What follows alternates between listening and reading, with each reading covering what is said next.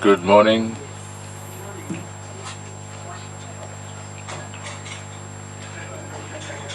I can't even say I hope you had a good sleep.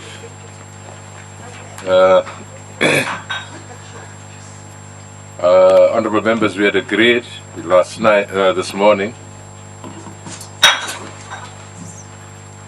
We had agreed this morning that we are going to attempt to capture as accurate as possible the extensive discussions and debates that we had yesterday.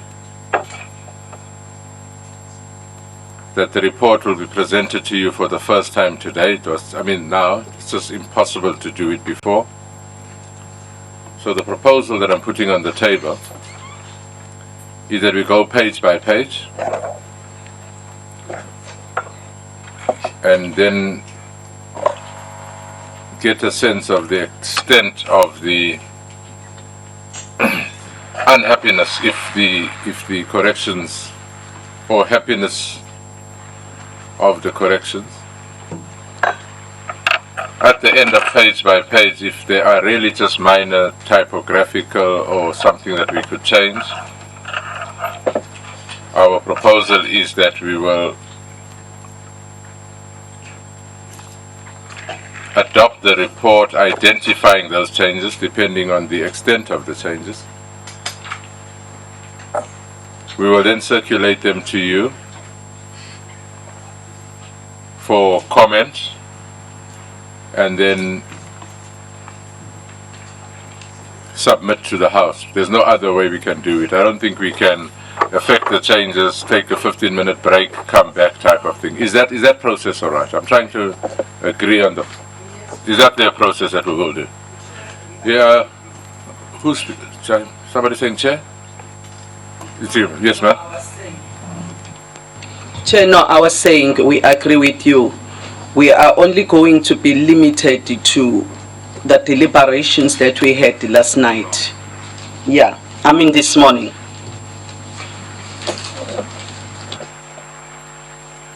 Because we've also got a whole set of minutes, but as I indicated yesterday, the vast majority of those minutes just say as per transcript. There's probably 2 minutes or so that we'd have to go through, so we also have that to do.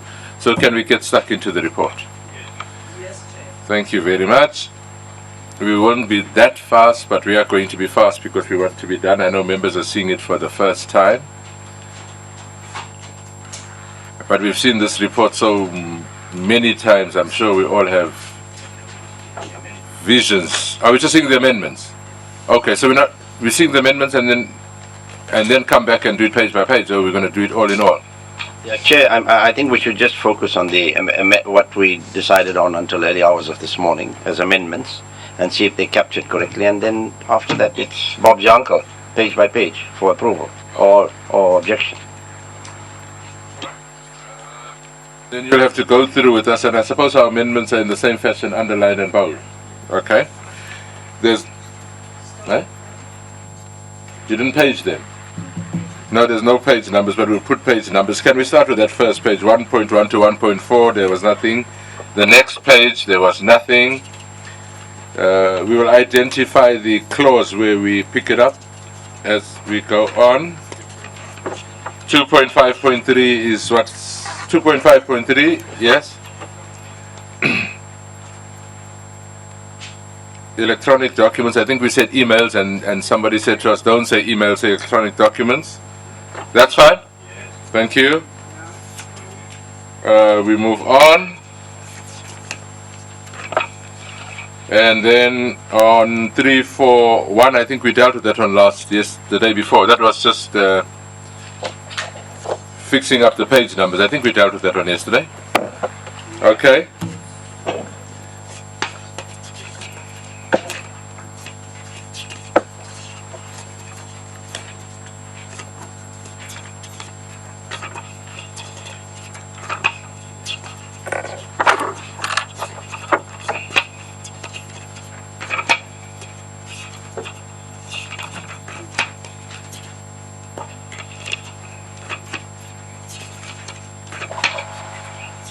Right? Page number 8. Cindy says number 8. Number 8. Number 8. We changed suspicious to questionable. All right. 8. Point. Just 8. The heading from suspicious to questionable. And then we see a relationship between New Age Media Group. I don't know if that was changed, or is that just it was like that. A2. I see. I don't think so. That was there. All right, just check A2. This is the heading. I don't think it was a change. And then 1316. We also had fixed that one up, but let's just make sure. 1316. Sorry, we will put page numbers in. 1316. Okay.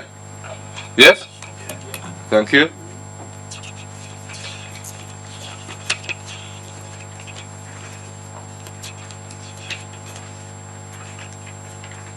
Sixteen two. Heading, yes. Thank you. Remove the brackets, yeah? Introduction of the interim report. Yeah, we can. And is it still an interim report? Oh, that was? Oh, okay. We'll remove the brackets, yeah? Yes? Thank you. On 16.2, we got brackets between introduction and of interim report. Bye, Dankie.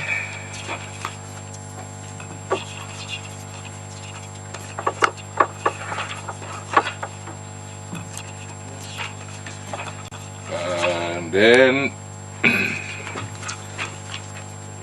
we go to 21. I don't know if you're comfortable with that heading. We said unsolicited responses. That was because we never had this individual appear before us. It was just a correction on his side anyway.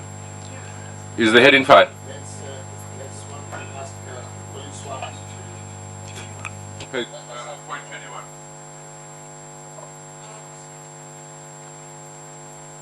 It's just the heading. That heading of property. When somebody reads it in 15 years, 21, the heading. Yeah, that's fine. Yeah, that's fine.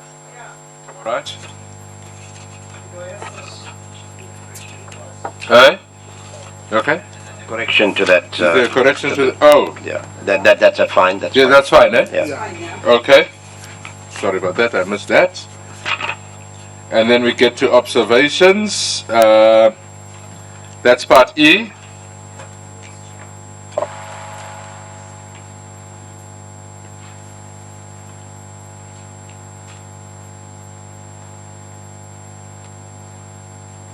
Sorry, that changed on 21 1. 21.1. 21.1. It says that further Hold on, let members get there. point 1.1, that insertion. Yes. Further affidavit, the company was paid 75,000 every month excluding that. At present, they were paid 85,000 excluding that. It's not easy. So does that mean now they're paid? Yes, the current situation. They offered further affidavit. Was previously paid.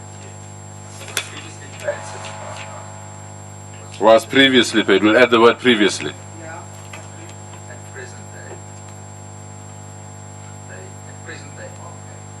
they are paid. They are paid. Yes, I agree. We'll change word to R. Almal gelukkig?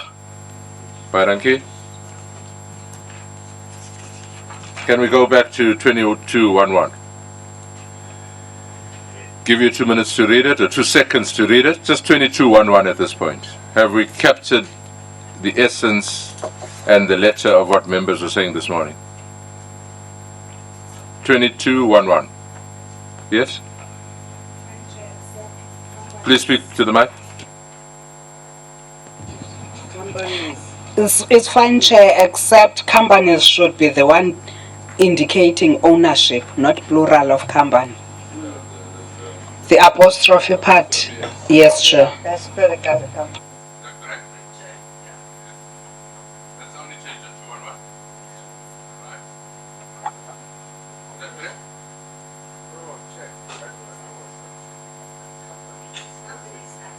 As it is here.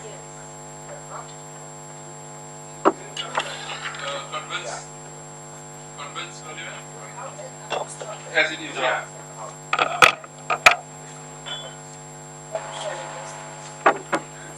So it stays as it is. We're happy with it. Thank you. 2221.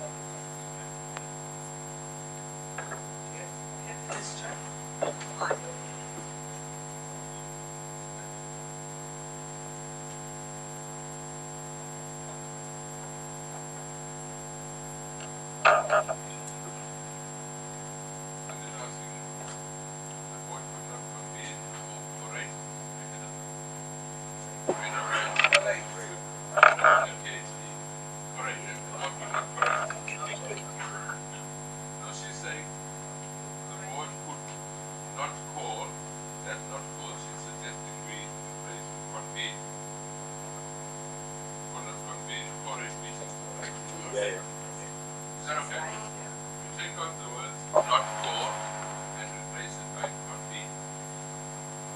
But would not be, we leave not there. You change for and replace it with convene. Yes.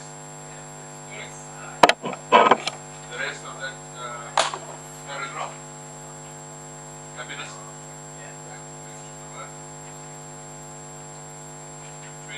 22:4. That's what we said yesterday. And also the second one.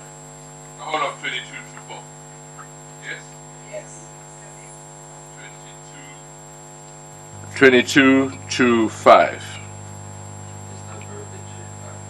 Yes, please shout. In some instances, no consultation was held. Okay. That Was held with key stakeholders. was held. We add the word was.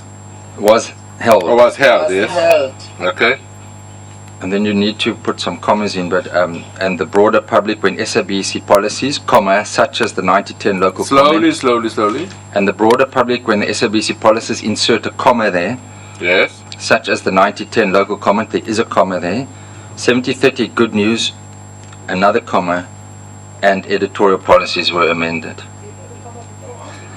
Well, you can leave that. You don't really need it. It separates, but the second, That's right. you can leave it out. with Leave it the out. Good comment. news and editorial. You don't need a comma there. And then just effected. Mine could maybe say implemented. These policies appear to have been implemented without having considered the impact. Okay. Yes. Affected to implemented? No damage, No damage, eh? no. Yeah.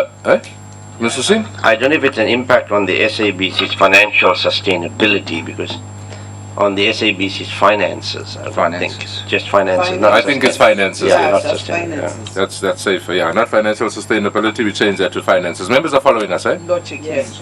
Okay. 2226. 2226. Happiness. Yes. Thank you very much. Chair, wasn't Yes, there sir. the action, but it wasn't proper.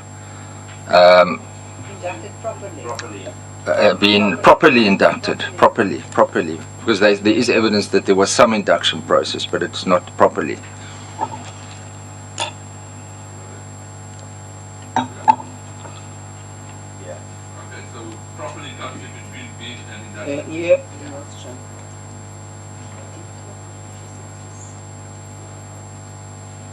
2227.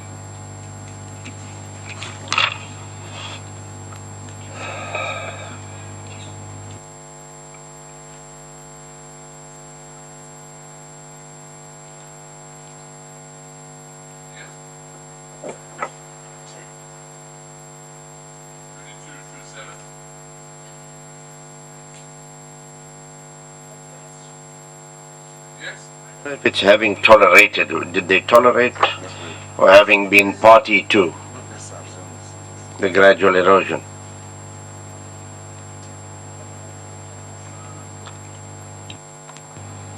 Chair, I think it would be more appropriate if we say tolerate than being part two, because you are actually implicating them.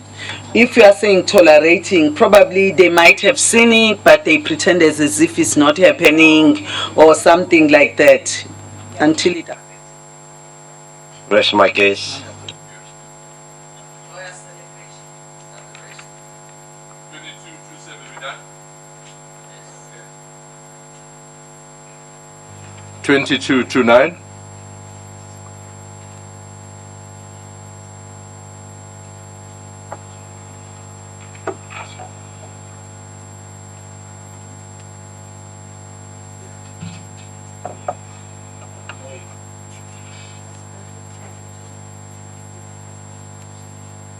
Yes?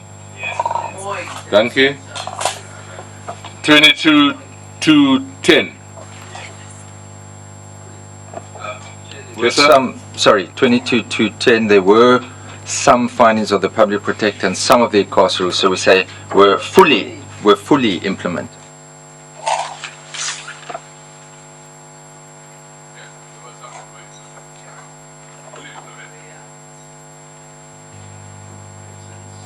Yes?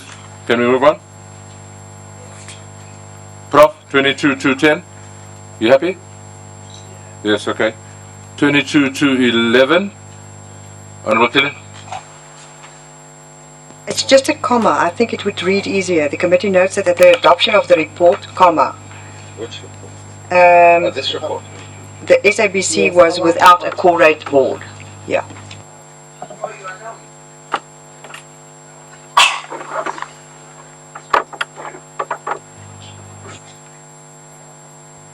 No, but just on that point, do we want comma, do we not want comma? No, we don't. We don't want comma. Saying this report. Yes. Well, then we should say that's this report. The notes that at the adoption of the report, that could be the public protector's report. Of this report. This is the report. Okay. You got it? All right, now let's go to Mr. McQuena. I don't know. I think there's 2 executive members.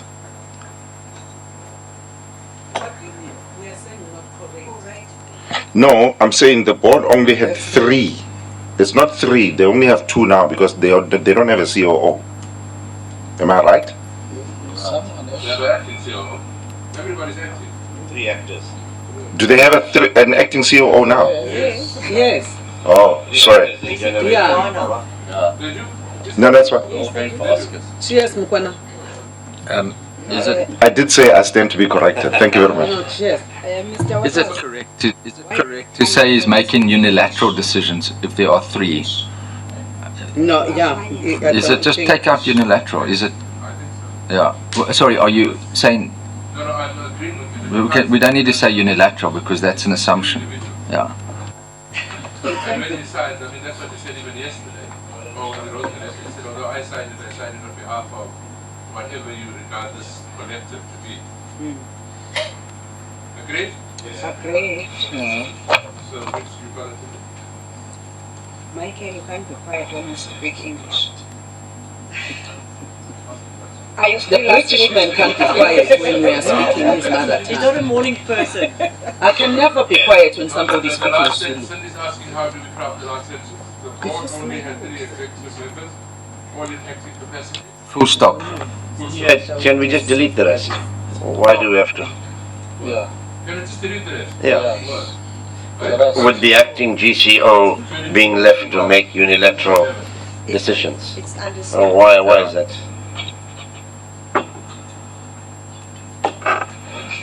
Just say the board only had 3 executive members, all in acting capacities. Full stop. Because I mean, that second part, I don't think we can. How do we know that he made unilateral decisions and he never sat with his 2 colleagues? Loliwe, we're just debating that last 4 words. Yes. Chair, nobody led evidence to that effect. It's our observation. So I think let's leave out the latter part. He's looking for it. I is an acting so. Okay, we agree that we delete, we put a full stop at capacity. It's a lady. There is I can assure you there is an acting COO. It's Bessie Tugwane. yeah. Now, we're not arguing whether the appointment was rational or irrational at this That's point. why we raised the issue yesterday. Yeah. It's we're putting a full stop. We put a full stop in acting capacities. Full stop. Yes. Yeah. With us, indeed. Thank you. 2231. Yes. I would suggest that we don't insert the executive, but that we say that the SABC was not accountable to Parliament. Because according to the PFMA, the accountable body is the board, but obviously it is the SABC through its board which is accountable. If we say executive, we could be wrong, because the executive itself does not account to Parliament. No, it's just that we replace executive with the SABC. That the SABC was not accountable. Yeah. She's correct, Chair. Okay. And before somebody warns us, the first line, senior management, you kept on saying to us yesterday we must change that. What do we do about that? The SABC's senior management? Board. Board, and why will we say board and prof? Because prof and the board is the same thing. Chair, can I assist them? I don't know. I think this statement is very clear to me that the committee noted with consent statement by the SABC senior management and Prof Makuve, that is attributed specifically to those people, to the senior management and Prof Makuve. Then it goes on to say that the SABC, now you are moving into actually incorporating the entire institution, but it would be incorrect for us to attribute those statements, the concerns that we raise about the senior management. If you do get me, Yes. Yeah. If I must defend it, I'll defend it. Remember, somebody said we're a kangaroo court. That could be interpreted as we just don't see this thing, and that was not the executive. Convinced? Can we not perhaps say the executive management? Because senior management does not give it the clout. I mean, that is why it was actually so terrible. Executive management, the executive management and Professor Makuve. Then it is all of them, all the 17 who were there.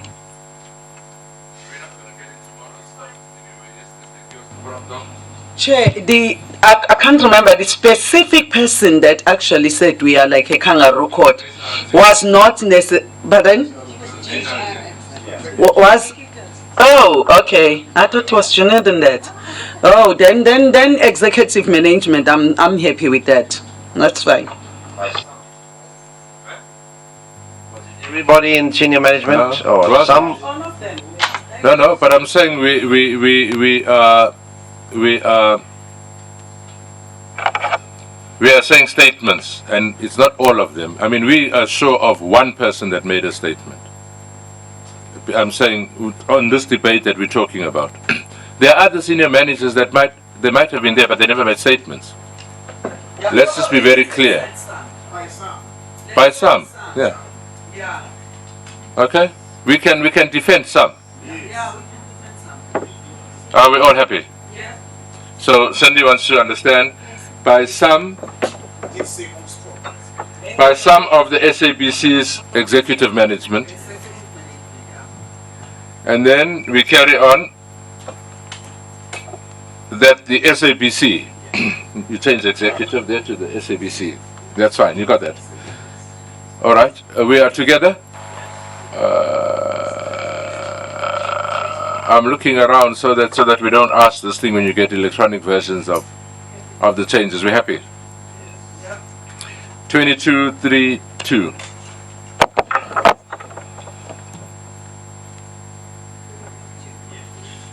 Yes? Yeah, thank you. Yes, ma'am?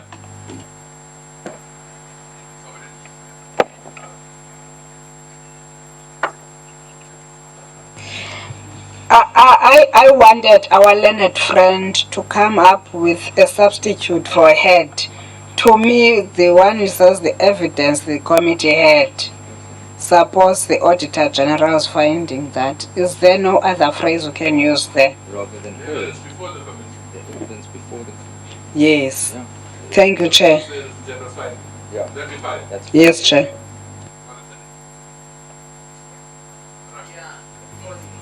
Other than that, we can move to 2223. Yes? Yes? I'm not sure about the word poor and deteriorating. Sorry, are we finished with 3-2? No, 3-3, 22-3-3. I understand the sentiment, but poor and deteriorating management and sustainability. So can sustainability be poor and deteriorating?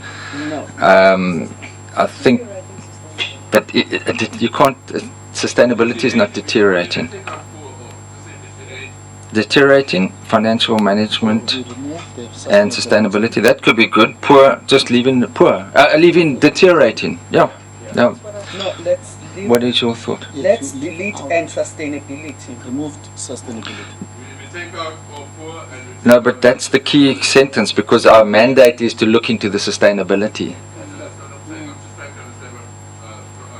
So I think from English, can you say deteriorating sustainability? No. No, you can't.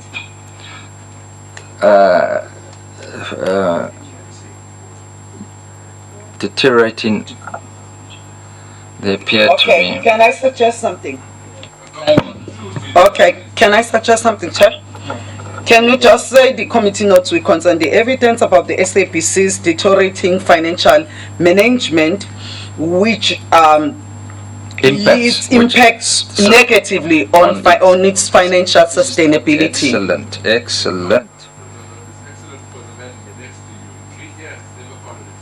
Which impacts negatively. Chair, Steve Swart likes me. Okay, Chair, no, don't worry. The committee notes will concern the evidence about the SABC's deteriorating, financial management, which impacts negatively on its financial sustainability.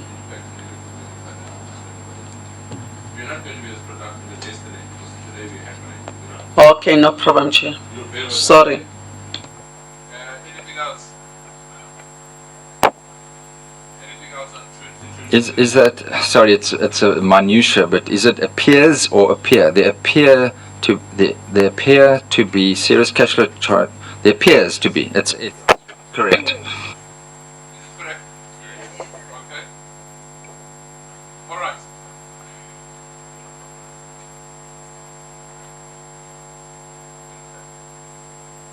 Bear with her. She's half asleep, as we all are, and she's trying to type and handwrite. 2311.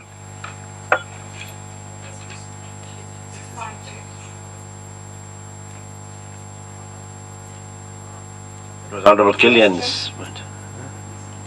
Yeah? Happiness? Yes? Thank you. 23. 20. 23, I'm not going to allow you guys to have a dialogue, eh? 2312. Is that the first time we refer to the CIPC? Because if so, you need to write it out in full with then in brackets CIPC. You know what CIPC means? Formerly CIPRO. Julle maak Cindy se werk baie swaar vandag. Other than putting it out in full and CIPC in inverted commas, I mean in brackets or whatever, is there any other change? 2312.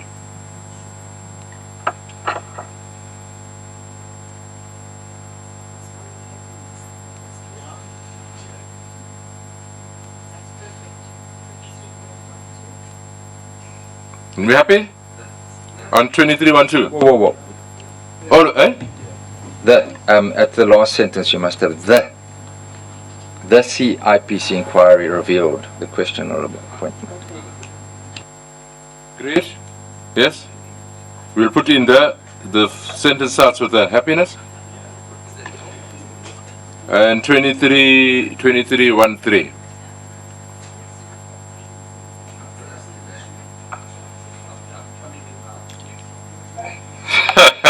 Chair, No, 2313? Yes, Mr. Singh? I just had a request that the SABC wants us to put our mics on when we speak. Because sometimes we agree and we disagree without putting the mics They're on. not going to bear with us. I mean, here we're just doing cleaning. We can, I'm looking at the SABC.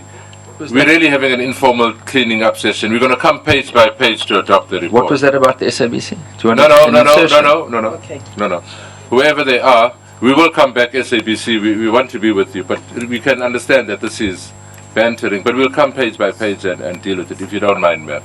Otherwise, it's going to take us the whole day. But if members can put their mics on before they speak, that's fine. I'm just saying, we've been working since 4 this morning. I'm asking our members in the public to bear with us. We literally 2 hours sleep, so I believe we're not being nasty at this point in time. But please, if you could put your mic on, all the better. 2314. Sorry, Chair, 2313. Should we not just name the minister there? Because we've got Mr. Yunus Karim was the minister. Then the next line we refer to the minister. Now we know that it's not Minister Yunus Karim, but should we not say Minister Ntambu there? And then it's very clear. Which one you mean? 2313. 21. Sorry, Chair. No, Chair, I'm saying the MOI signed by the Minister Yunus Karim. Still, it's Minister Yunus Karim. Okay. He signed it in 2013. Even I was confused. Yeah.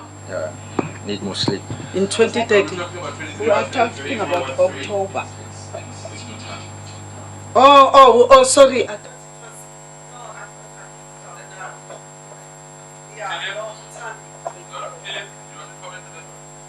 Yes, Chairperson, I was just wondering, when are we just going to touch on the issue of some of the powers were also allocated to the executive? This point now.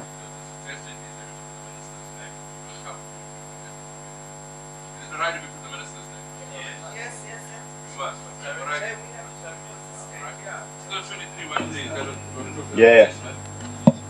Chairperson, actually it would be fine if we can just extend that to say where it stops with the Minister undue access to the SABC's administration, we can extend and start with a new sentence and just have a one-liner. It further concentrates other board powers in the hands of the executive. That's right.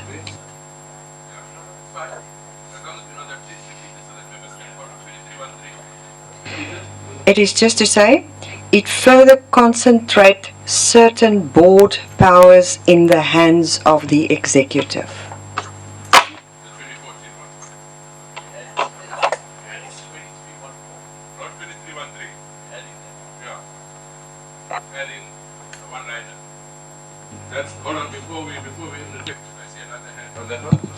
No, with that I'm agreeing, Chair. It's only English I was going to.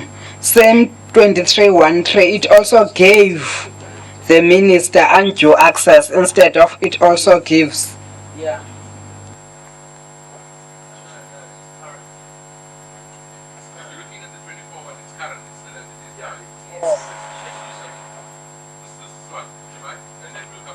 Where are we on 2313 still? Yes.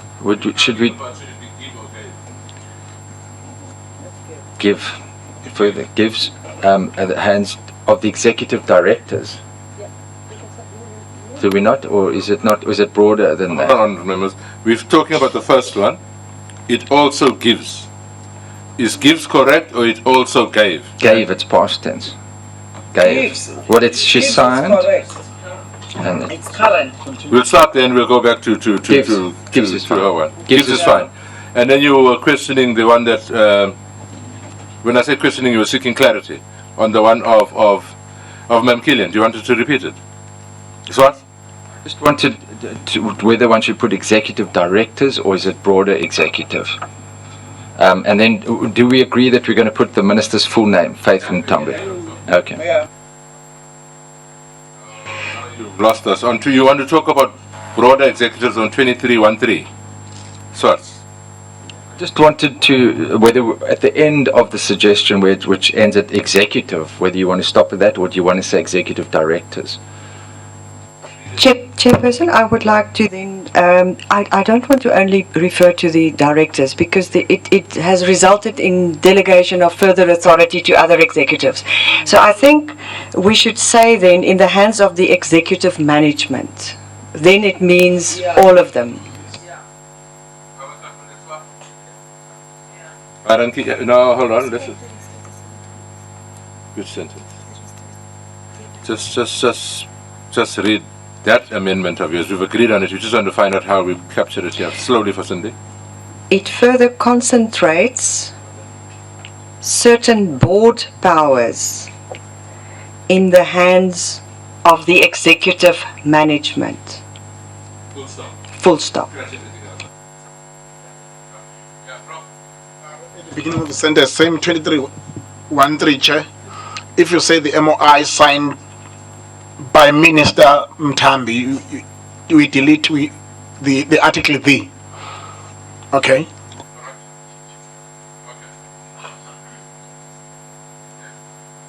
You said the rest we scratch out. We don't scratch. This is an addition at the end of that paragraph. Is that correct? Yeah. It's an add-on. It's an add-on. It remains there because that is a different matter. That is the minister.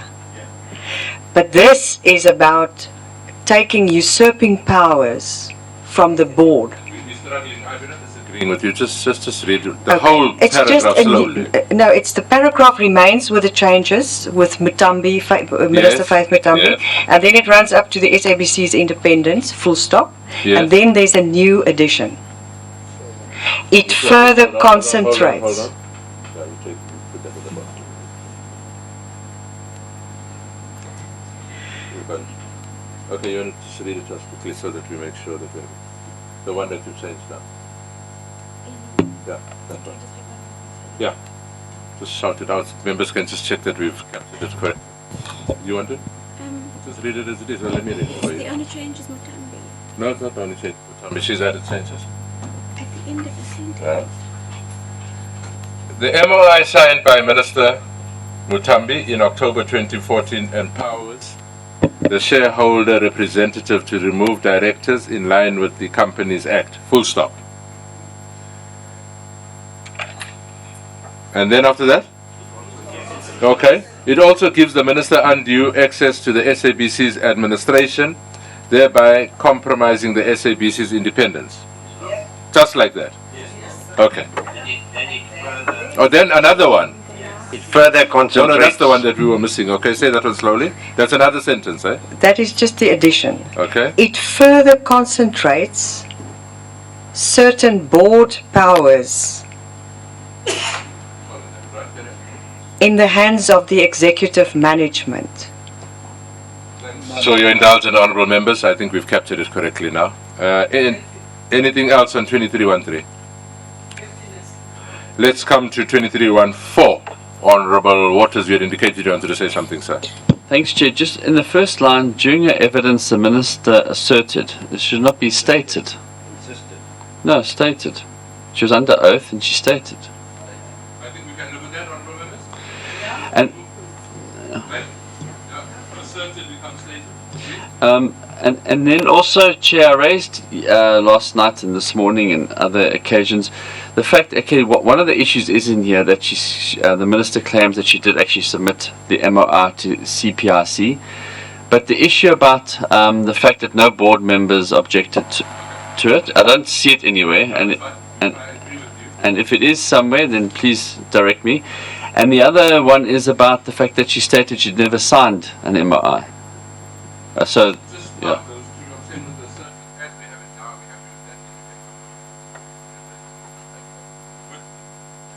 The change to from asserted to stated. We'll come to those other 2 minutes, sir. Are we happy with the rest of the additions as they are here? Eh? It's CIPC. Yeah. Okay. So as we have it there, we're only changing asserted to stated. Not coming back to that one anymore. Raise your points one by one. I'm saying in terms of how you want it to be crafted here, Honourable Waters. One by one, we agree, we insert, because it had been raised. It's not new, it had been raised throughout the day yesterday. Just the first one that you want to raise, sir? Well, okay, I don't know how exactly I want it phrased, but the fact of the matter is, we've got to show there were inconsistencies with regards to the Minister's testimony or statement regarding MOI. So the one issue is the fact that she says that she did submit the MOI to the board when she didn't have to, right? Right, and that will come to the second one. And Honourable Waters is saying it's because it's in the transcript somewhere or somewhere. Yeah. She claims there was no objections by the board, yet we were provided minutes that showed there were objections by some members, right? That's the first point. The second point. Oh, okay. That the Minister stated that on submission of the MOI to the board, there were no objections. Yet, minutes provided from the board meeting clearly indicates there were objections. Indicates there were objections, or the contrary, or the opposite, or whatever the members so wish to use. Yeah, well, I'm giving you options. I gave you 3 options. So, I mean, the point is it's made that there's minutes. I want to come back to that when I support you, but I just want to ask a question technically. Yes, sir. Yeah, no, Chair. The point is correct, because here on page 37 of one of our reports, according to the minister, neither the board nor the portfolio committee had raised any reservations about the impact of the amendments or the manner in which they were processed. So, yeah. So that's what we've got here. Now I agree on that one. Yeah. All I'm asking is a technical point. Is that if, as we are sitting here, Vincent says red, you say green, at the end of the day we go with green. Is that not the final decision? I'm just asking the question, because what the minutes show is that of the 10 or whoever were there, maybe 2 raised concerns. Do we take everybody's individual one, or do we take the decision that emerged at the end? That's the only question. But I think I agree with you that's why I'm saying we must craft it carefully, because we can't then go and say Doc opposed, the rest of us agreed, and then we must put Doc's one, because it's the committee's one. I'm just saying let's craft it, because we have evidence that says at least one member questioned or something. That's all I'm saying. Let's craft it correctly. Are you going to help us with that one, sir? Mokwena?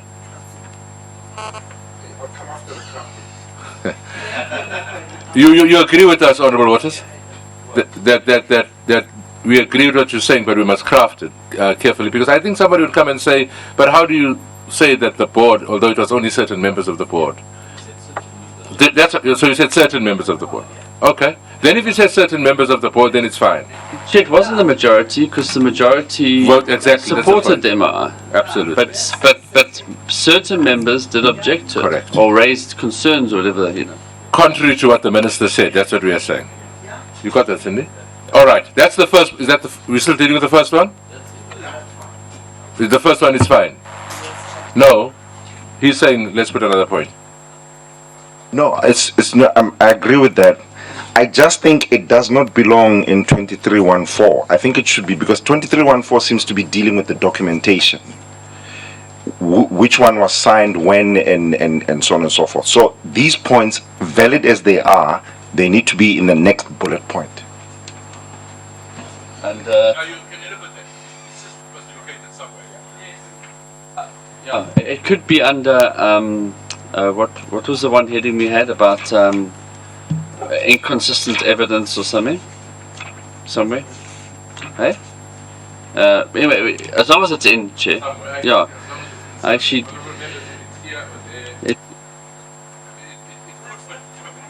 It could fit both places, and I could identify it. That's what we're saying. The next bullet point, yes. So that's the second bullet point. Your next point that you are raising, Honourable Waters. the next one, We happy with that one? right. Yes. The next one pertains to the working document that I raised yesterday.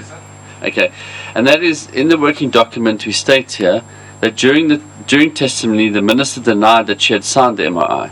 Right, when we have copies that she did sign the MRI. So there's a contradiction there, and I think because it's so material, it should also be reflected in the observations. Thank you. Again, I'm playing devil's advocate. Are we all agreeing? That MOI we're talking about, which one? Because remember there's one that she signed, or there's one that Maguve signed, and she signed with Maguve, and they were all 2014, isn't it? That is why, remember when we started, we were saying this whole MOI thing, let's just stick with the Yunus Karim one. All the question that I'm raising, sir, is, and I'm not disagreeing with you, I think there was one that was signed by Maguve and the minister, and there was one that was unsigned, and was the one that was signed by the minister only. So the point raised by Honourable Waters is valid. 1, 2, just on that point. Nothing, not any new business. Mukwena and then Matang. We dealt with the matter. Our resolution yesterday was that we were going to look at the transcript because for some of us, I can't remember whether indeed such a statement was made.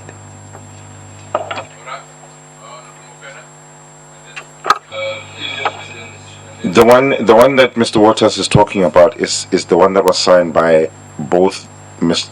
Mutambi and Mr. Maguve, because that is the one that they then presented to the portfolio committee.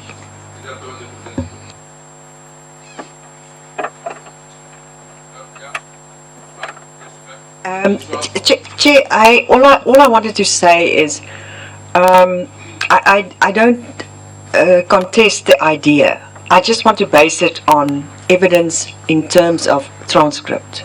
So if we have a transcript that says that, because you know that is a maybe if you read what she stated, she meant something different. So all I'm saying is, whether she signed it or not, that's not the essence of it. The point is she admitted that she stated that she submitted it, and evidence show that no such document was in fact lodged. So I don't want to go into the detail of that unless we have the transcript before us, Chair.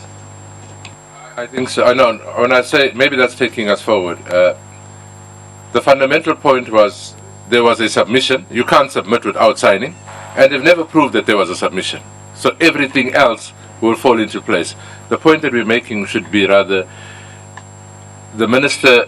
I don't know if she said it in so many words that she submitted, but there's no proof to that effect because it will cover whether it was signed or unsigned. I'm not sure if we're helping us. Yes, sir. Well, Chair, the fact that there's so many inconsistencies in the minister's testimony before the committee shows that she actually is an unreliable witness. So, and we've stated that so many words throughout. But the fact is, I mean, you have her saying that I did submit the MOI when she didn't. She states here, and this is not my document, I mean, I didn't write this, so it's not, I'm not making things up. It's in our document. She states that she never signed an MOI, meanwhile she signed 2. Do you know what I'm saying? Yeah, no. They're just... I'll get to that one. What we have here, because you're asking us that thing, this is from the minister's testimony, and then it'll help us. Where do we start, Cindy? However, as the minister. Let me read it slowly. However, as the ministry, we extended certain courtesies, and our processes were so transparent that we made the document available to the SABC board for their comments and inputs before the final document was signed off and lodged with CIPRO. So she said signed off and lodged. We're looking at the transcripts here. That is why I'm saying the argument is not whether she signed or didn't sign. The argument is if she signed off and lodged it, they failed to give us evidence to that effect. That is the fundamental point. And because that's not withdraw or anything else.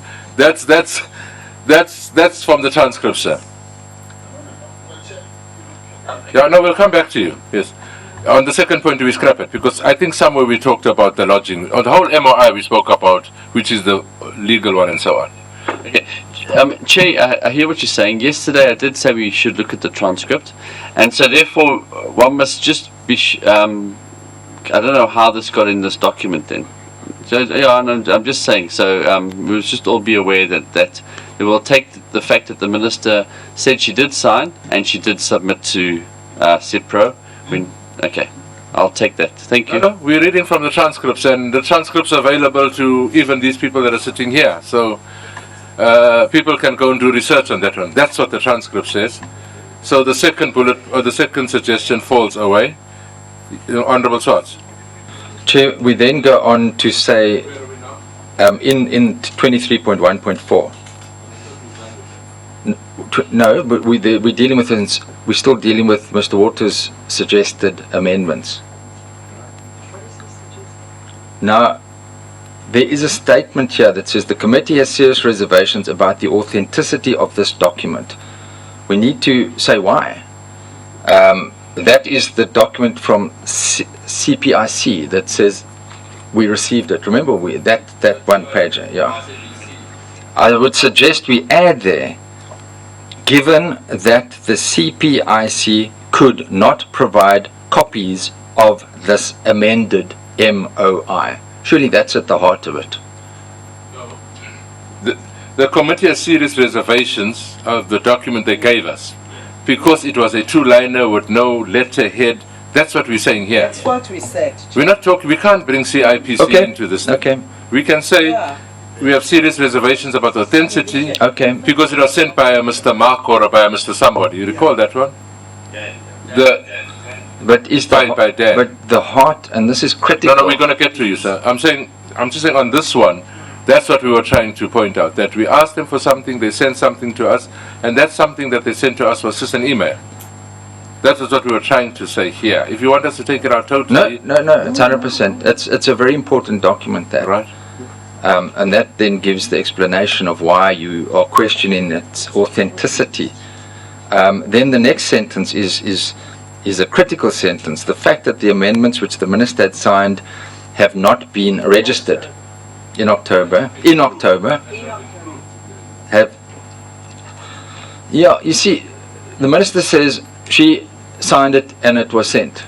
Now, as a matter of fact, have not been registered. Renders that MOI invalid in the opinion of the committee, because she could come and say, well, there's another reason, in the opinion of the committee. Then it's fine. Yeah. All right. Yes, sir? We're saying the fact, so we're saying it's a fact. that the MOI was not registered, right? We're saying it's a fact here. It does render it invalid. Yeah, I mean it does.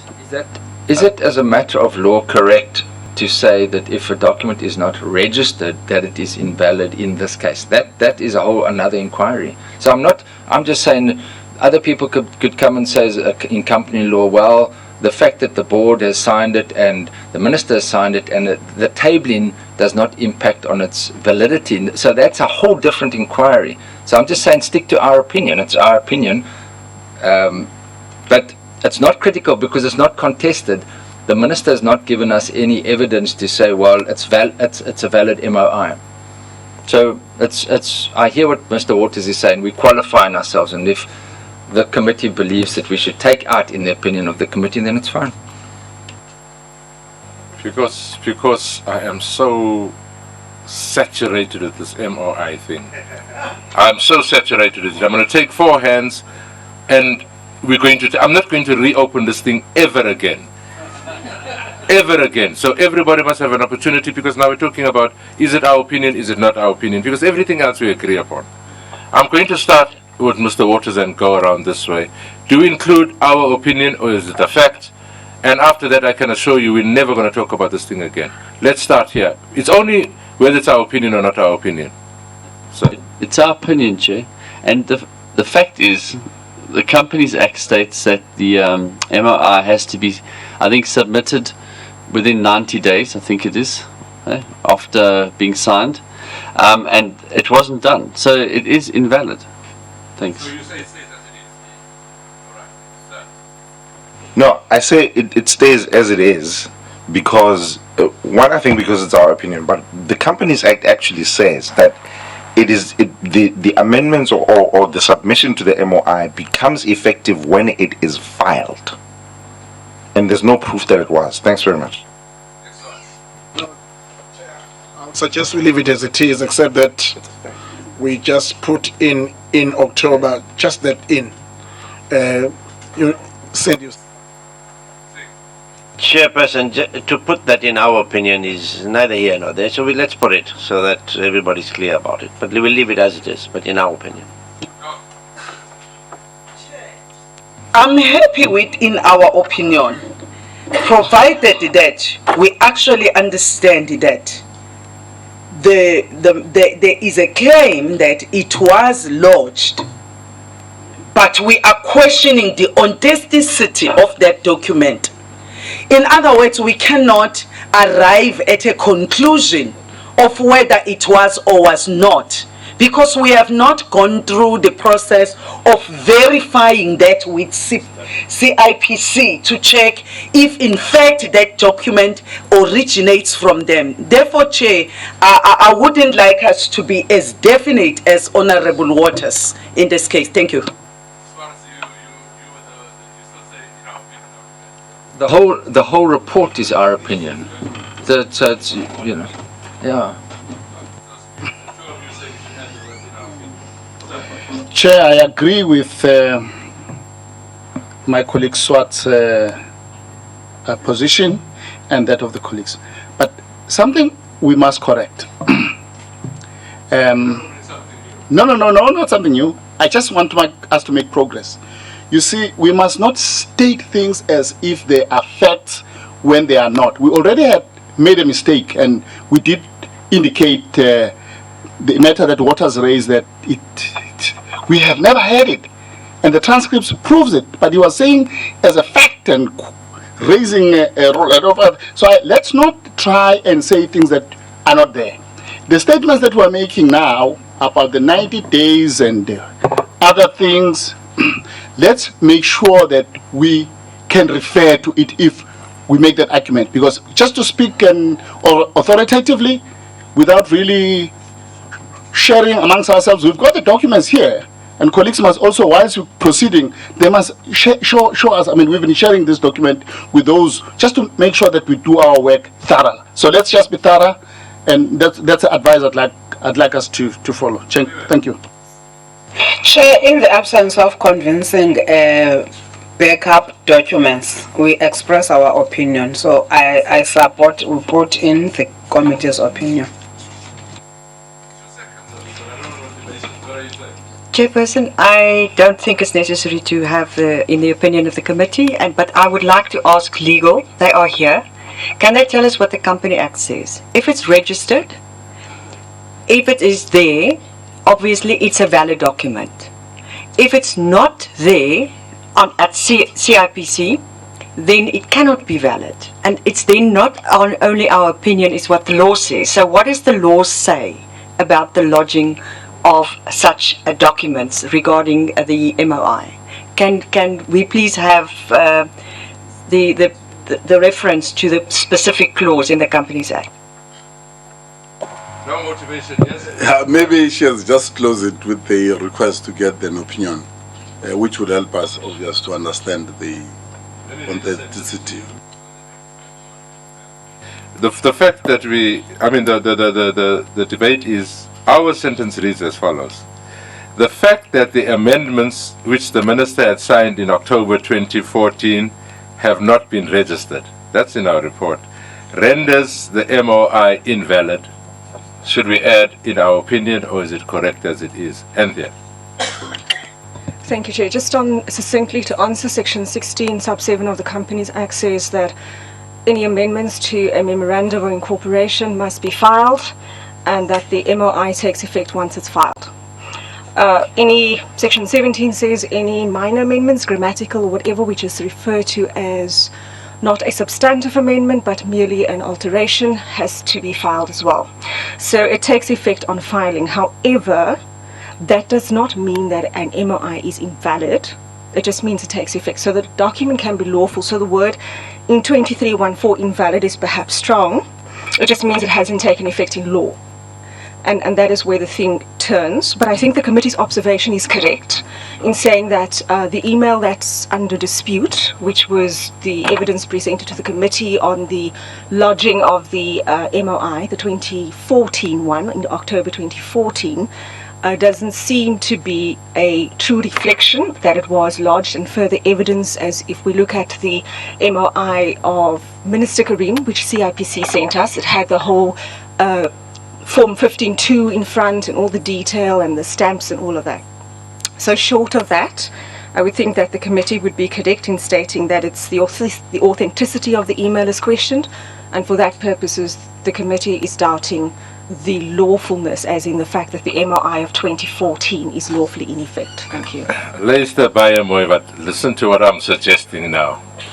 We're going to take out the word invalid and we're going to replace it. It says renders the MOI not having been ineffective, not having been taken effect in law, rendering it not having taken effect in law, or something like the words that you are saying. So we take out invalid and we put this thing that says what it means is that the MOI has not taken effect in law. That's what the legal advice is saying. Okay? Sorry, Anthea, that section 16, what is that word in? 16 subsection? Section 16 sub 7, I think, is that the amendment to an MOI, because 16 sub 7 would give you different scenarios for different types of amendments. And then it would say that the amendment to the MOI takes effect. For instance, if it's just an amendment that changes the company's name, it will take effect on a certain date. Then A, I think, or Roman numeral I don't have the act in front of me, will refer to, if you're dealing with substantive amendments, it will take effect on the date on the filing notice, or it will take effect on the date indicated when it's lodged. So it's a whole section. Now, if you, for instance, look at the COR 15.2 in respect of the MOI of Minister Karim, on the front page of that 15.2, you'll see a tick that says this thing comes into effect in terms. Sorry, it's not at 7. Sorry, I'm thinking at 16.9.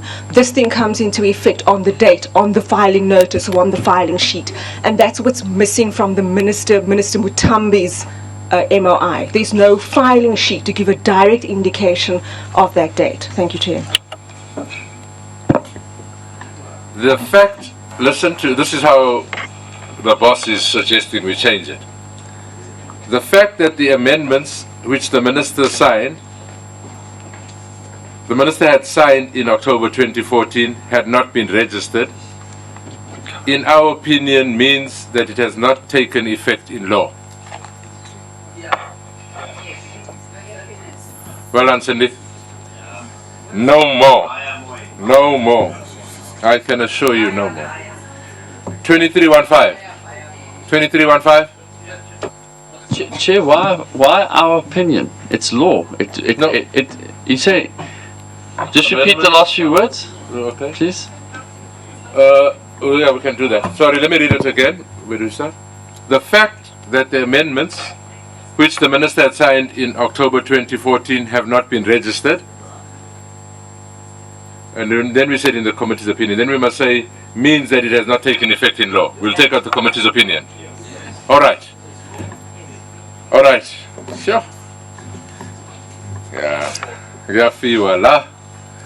2315. Let me take Singh and then take Killian. Singh and then Killian. Chair, I know I was told before that deaf has a meaning, and the meaning was somewhere else. But can we just put what deaf means here? Because after a long time that we see deaf. Delegation authority framework in brackets. Chair, I was just wondering if we can insert just before governance, SABC apostrophe S, SABC's governance challenges or complications.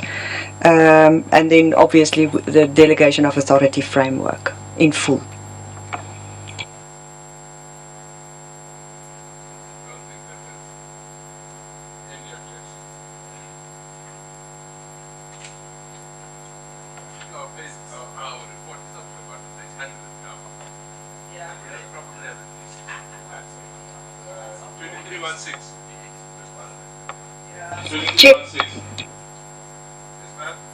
Chairperson, I was the one who drafted this one. It's very long, but I am satisfied that since we've captured the extension of 23.1.3, we don't have to go into the detail of 23.1.6 and 23.1.7. So I will be quite happy that we delete those two sections. 2316 and 2317. Agreed, Chair. Agreed? Yeah. Chairperson, the reason for that was... No. Okay. Do we agree? Yes. Give up. Yes. You don't agree? No. We agree. All right. 2316 and 2317 comes out.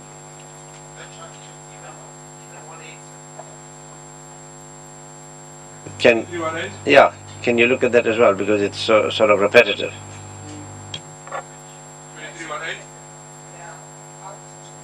2318? 2318 out.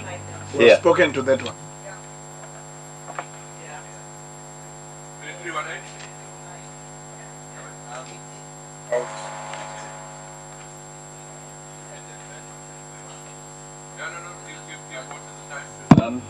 2318? Chair, I hear that I do concur that 2313 reflects the MOI, but this also includes amendments to the Broadcasting Act in 2318. So it says, the MOI signed by the Minister on 20th of October, as well as the proposed amendments to the Broadcasting Act, which we don't include in 2313, demonstrate efforts to concentrate power in the ministry by curtailing and removing the powers of both the board and the accounting authority, and Parliament's role in the appointment and removal of non-executive board members. It's different. Yeah. No, that's fine. Chairperson, can I move that we retain that one, please? Accepted, Chair.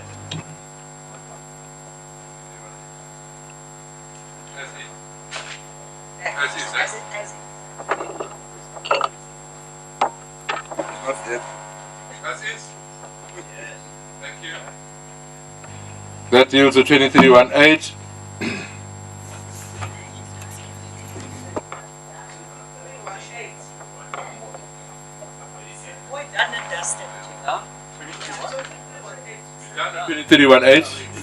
Yes, that's what I'm saying. We agreed it stayed there. Chair, can I move that we never ever discuss this again, not even in a debate? Well, never in a committee that I'm going to chair. Never in a committee that I'm going to chair. 23, there was nothing. No, we go to 2314. Remember, we're still dealing only with corrections here. 2322. We added directly or indirectly. 2323. 2314. 2413, I beg your pardon. Sorry, Chair, 23.2.3. 23.2.3, yes, Honourable sir? Waters referred to the Executive Code of Ethics. That there's something wrong with that section. It doesn't look right. We refer to section 2.1b. Maybe we can just check up in the in that act.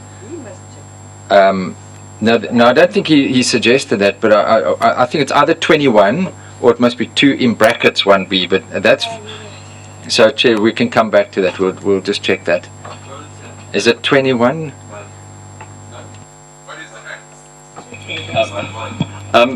This is the Executive Members Ethics Act. That one. Huh? Yeah. Okay. So the relevant section is 2, and then in brackets 2, then B. So it's not 2.1b. You Hang see. on. 2 brackets 2b, subsection 2, subsection b. 2 brackets 2b. Huh? Well, you can. It's 2. It's no. It's I'm reading from the Act, not my notes. So it's actually 2 brackets 1 close brackets also applies, and then 2 brackets 2, and then B applies. Yeah, I suppose you could, to have clarity. Yeah. Because maybe just say the relevant clauses, applicable sections. That's fine. Thank you. Of that act, what is that? That says Executive Code of Ethics. Is that what it's called? Executive Members Ethics Act. You see, that's not correctly reflected then. No. Ethics. Yeah, and then We must get this right. Huh? It is. That's the name of the act.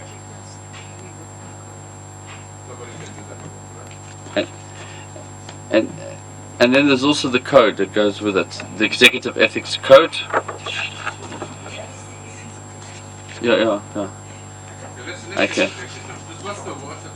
Executive Members Ethics Act with everything that goes with it. Yeah. Executive Members Ethics Act. Let's go on. And the Privileges Act, that's not the correct name. It's Powers and Privileges.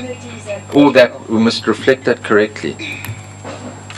And Powers and Privileges Act, we've got to put it correctly, Chair. Sorry.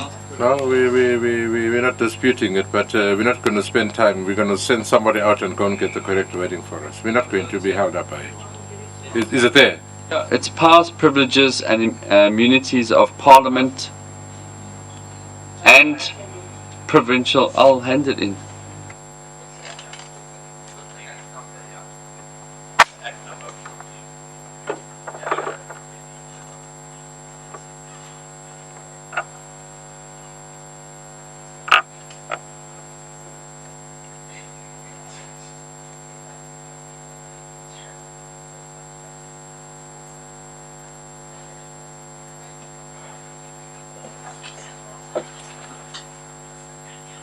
All right, Honorable Swartz, go to 2.3.4. Cindy's saying we did all this there and we said there, henceforth we'll call it this. If you, so you withdraw. Thank you.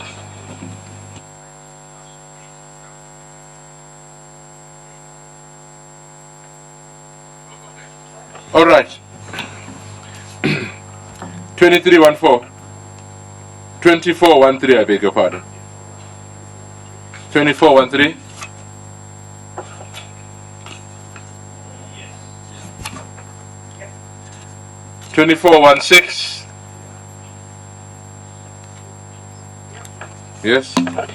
Factual. 20.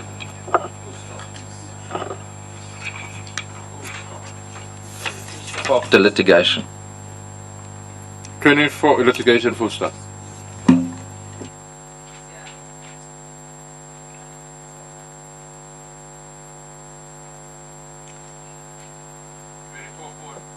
2451.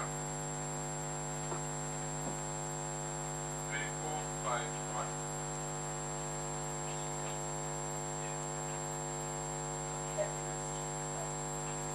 Action. 2512.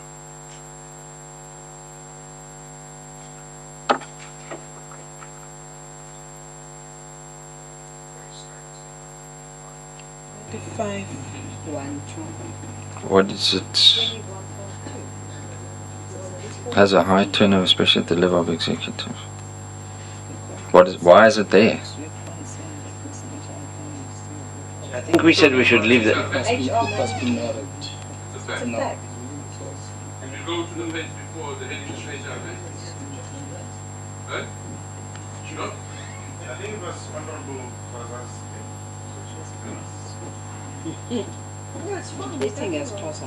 But Chair, that should be linked to the previous sentence maybe. It's just like in the middle, a paragraph.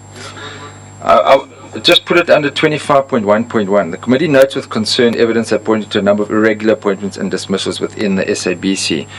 It notes further that the SABC has a high staff turnover, Yes, especially at the level of its executive. Yeah. 25 slots. 2513. 2513.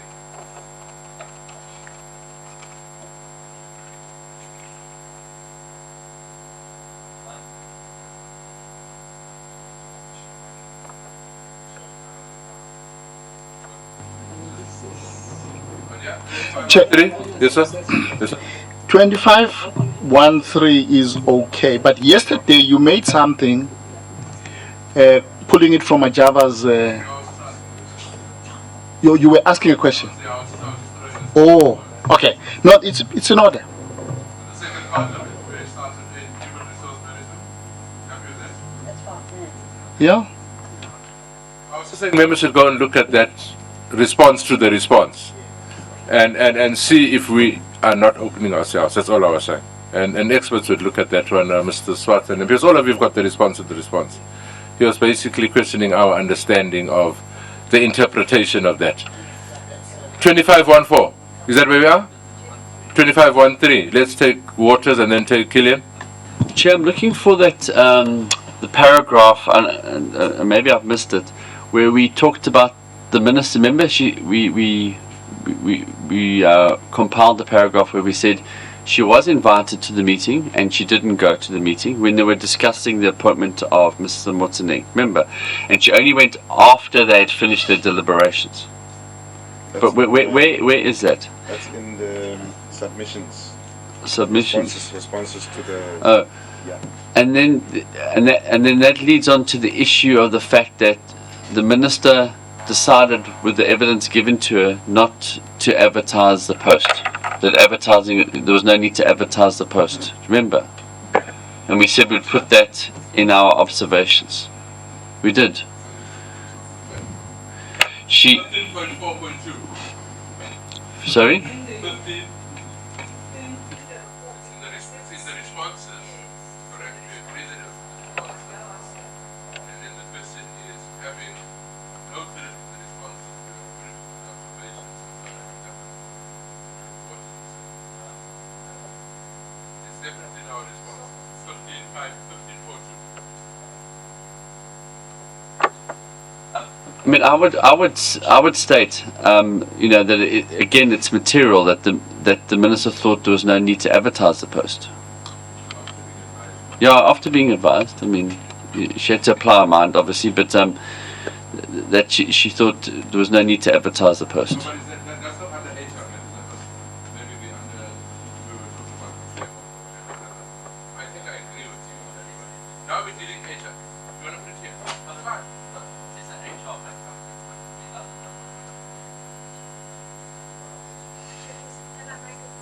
Yes, ma'am. Yes, ma'am.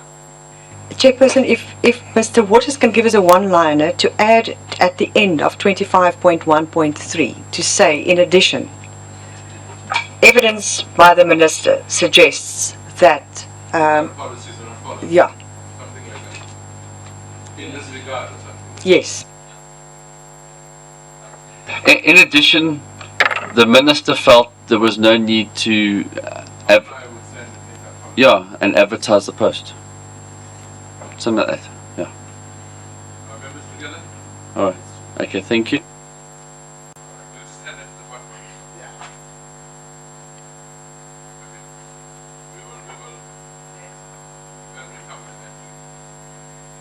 I don't know, but I say we'll see, we'll come back to ask you if you come. Because it's not a second item. 2514, Honorable Swartz. I don't remember the discussion around this. What some internal changes? The committee noticed some internal changes. What? It's so vague. What was that about administration relating to human resource policy, or what was it about? And that the appointment may have been appointed, and that the appointment of the current may have been irregular, not appointed irregular, but so the first thing is what was that internal changes. Then secondly, you don't need may have been irregular, not appointed irregular, may have been. Do you get that, Cindy? Okay, so we just need to clarify what those internal changes related to. Well, there obviously was a need, but we need.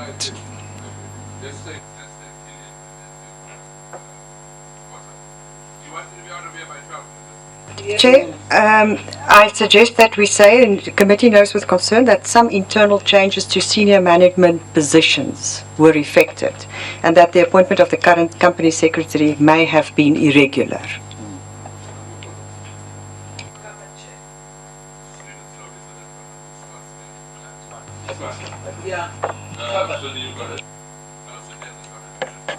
Chairperson, just where we have internal changes, we insert to senior management positions were effected, and that the appointment of the current company secretary may have been irregular.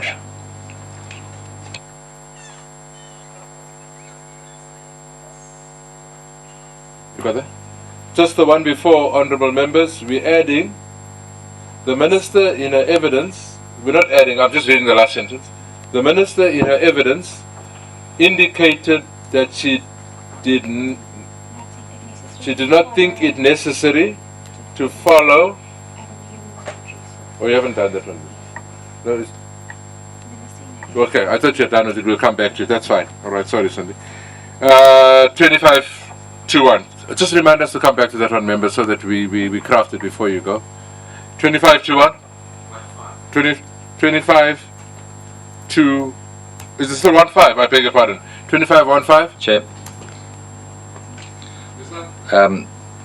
I just want to have an insertion about the last phrase.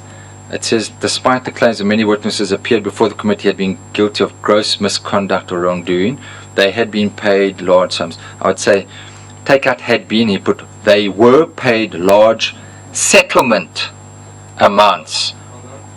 They were, in place of had been, paid large settlement amounts.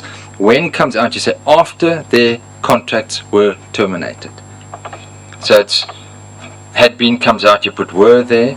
And sorry, we need to qualify it further, because in some cases, let me just give it to you in full. They were in certain cases. They were in certain cases paid large settlement amounts after their contracts were terminated. In most cases. Most cases, okay, most cases. In most cases. The proposed is they were, in most cases, paid large settlement amounts after their contracts were terminated.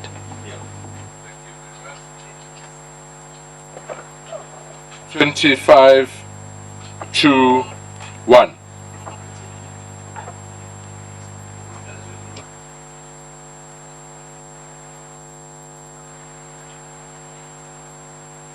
Chair, don't we want to qualify vetting? That's vetting by SSA. Yeah? Despite the fact that SABC had been classified as a national key point, its executive director and board members were not vetted by SSA.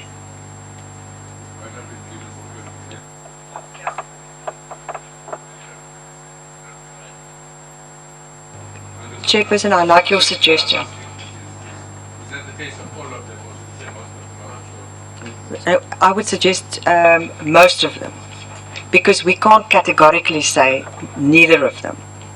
But we know that evidence before us suggests the vast majority, yeah.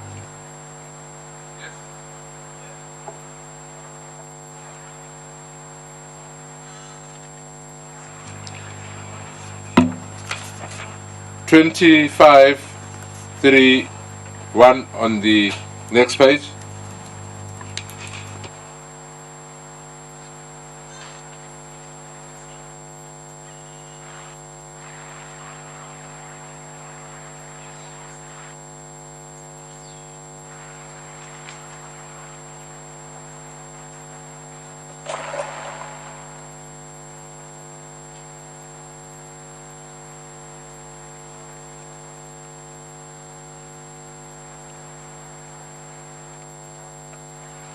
Yeah, illustrates the lack of understanding of the seriousness of the situation. You know, we say the disdain and lack of empathy, and people, just their lack of understanding. I mean, that's what we say.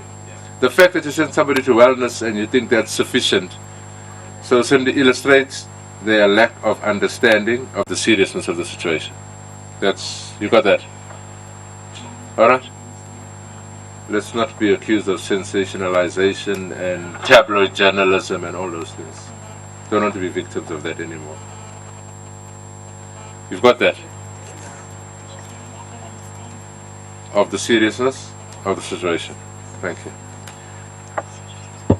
2532. 2532. That's fine, Chairperson. Yes.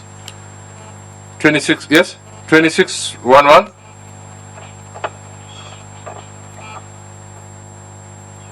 I just want to suggest, as is evident from the evidence, maybe as is apparent from the evidence. Yeah. As is apparent from the evidence.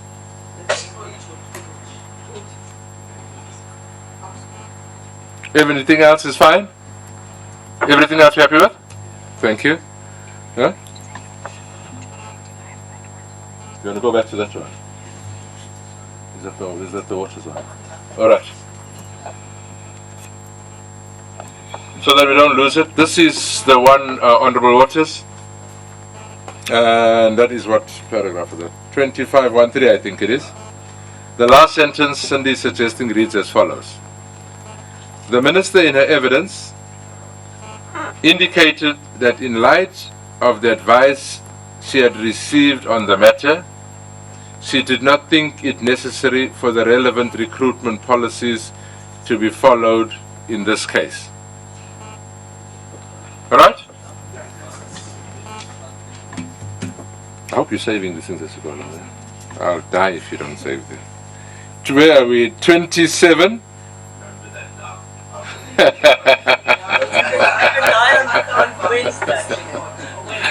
2612. 2612.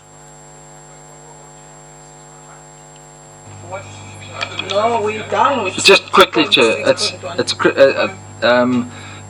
where the second line, the board had gone to great lengths to avoid fully implementing.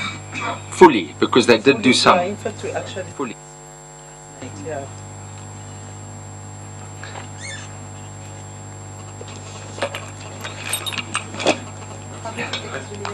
Yeah. 2612. Avoid fully implementing. 2612.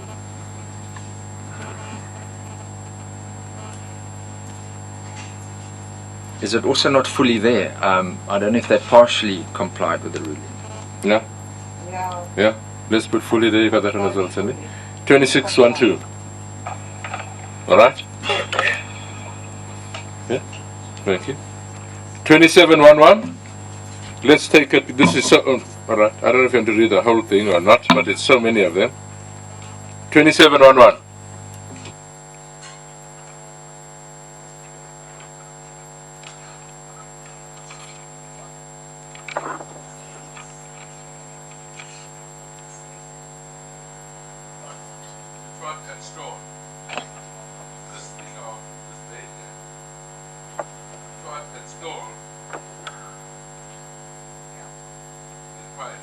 That is what we want to say, because then we elaborate further.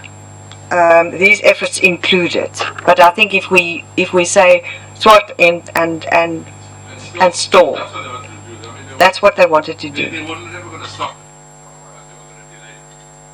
Happy? That's not what they finance. SABC has several ways attempted to, we can call it store, you don't have to say part of the store. Attempted to store or delay or something. That's what they intended. Yeah. SABC had in several ways attempted to delay the fire or something. These efforts included. From there on, let's go. Are you happy with those the rest?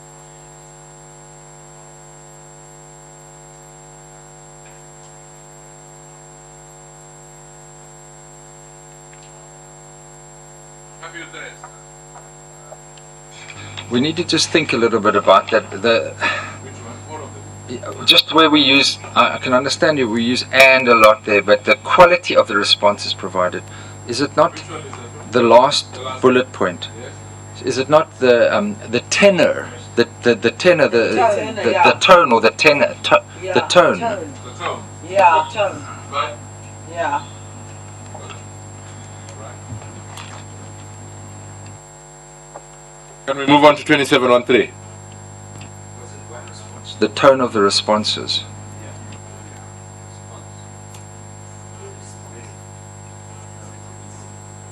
The tone of the response. Responses, who's going to take us to court for that? I mean, there's one document with 10 whatever. Let them take us to court for that we said responses instead of response.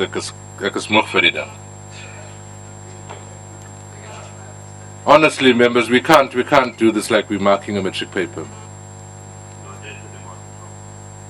2713? 2713?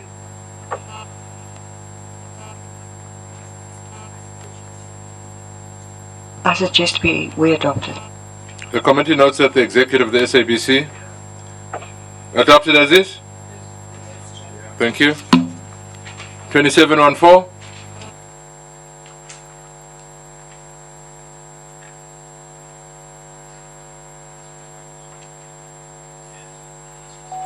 Yes. Its response.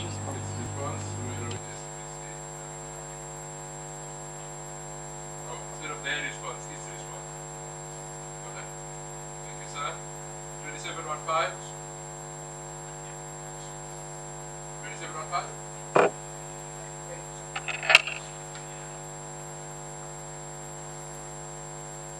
Yes? Yes. 2811? Yes, ma'am. English speakers, should we perhaps just say that reputational damage the SABC would suffer?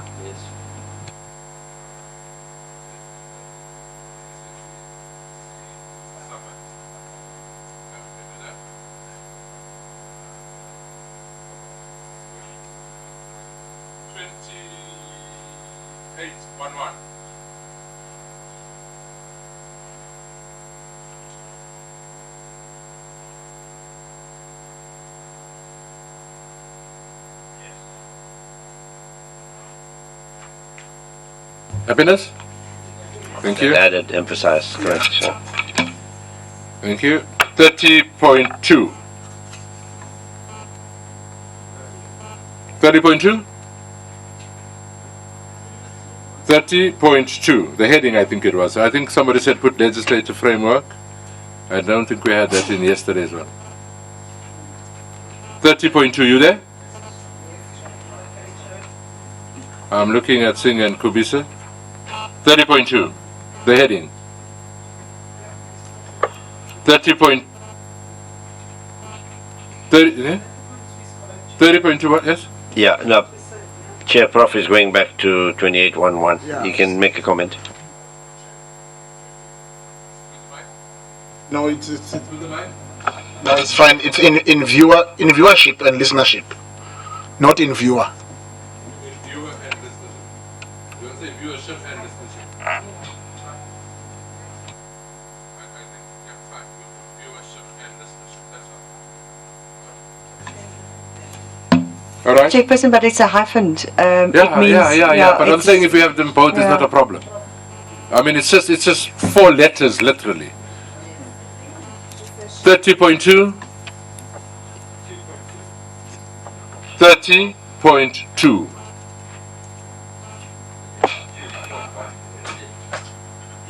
No, I'm saying 30.2 has a change, and I'm saying I have think we we agree agreed with that. We wanted legislative framework and the Shareholder Yes. And 30.2.1.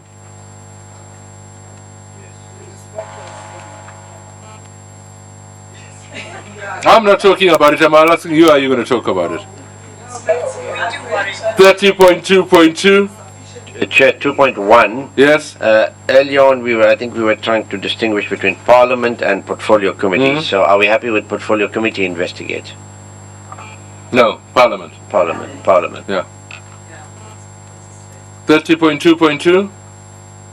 Chair, we repeat ourselves there, so I would suggest we take out, we end that sentence at Broadcasting Act, which is the principal legislation governing the SABC's operations must come out. It's in the next sentence.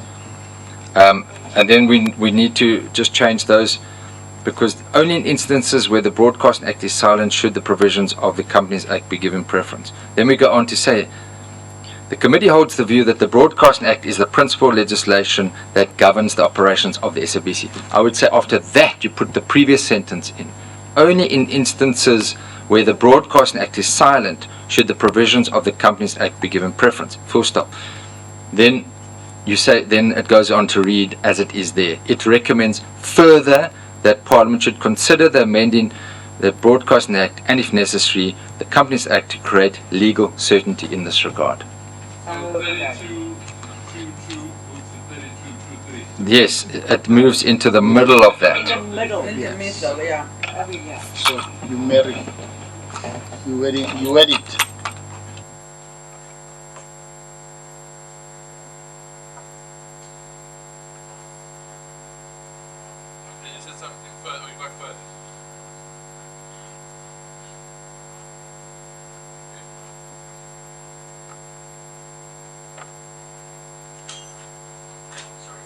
And then just to suggest, I proposed this wording governs the operations.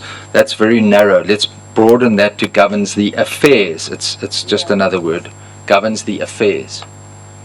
You're not taking advice from the No, it was a suggestion that was made last night to us all. Chair. Cindy was pointing out if we do that on the smart 32.2, which is the one I have. Listen to me, honourable members. Listen to me. 32.2.2 is going to be just the one sentence. Are you comfortable with that? It's fine. That's fine. 31.11.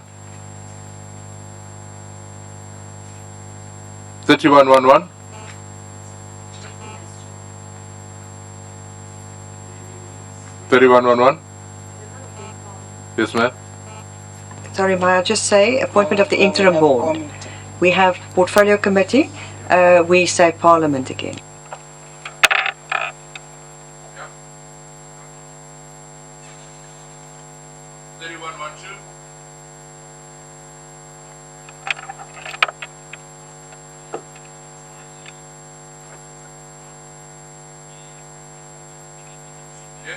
We support, Chair. Thank you. 32.11.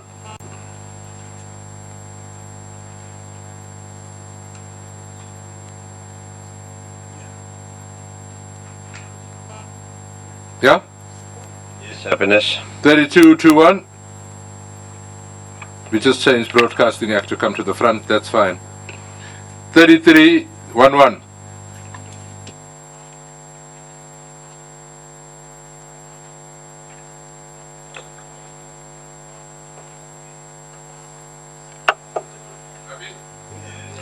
Thirty-three, 1-2. Chair, just at the end of 33.1.2, it doesn't, or which it deems necessary. I think we can say, or any other matter which it deems necessary. That gives that board latitude with their forensic investigation. 3313? Sorry, 3312. Matanga? Chair, I don't know whether the 33.12 is entirely correct because it refers to a reputable company to conduct an independent forensic. Is this not part of what is on 33.11? I think yesterday we said Separated. What we're saying is that the board must institute investigations into all these questions. We remove yes, because it would actually go back to your The interim board should Yeah. institute an independent or should institute a forensic audit. I really believe we should stick to independent forensic investigation because of the nature of the concerns that the committee has about the current operations of the SABC. It must be independent. It must be at arm's length. You cannot have any unit in the SABC conducting that because that could just contribute to further purges. As long as we're not pointing to where necessary consultants and contractors will be fighting about it. Okay. Well,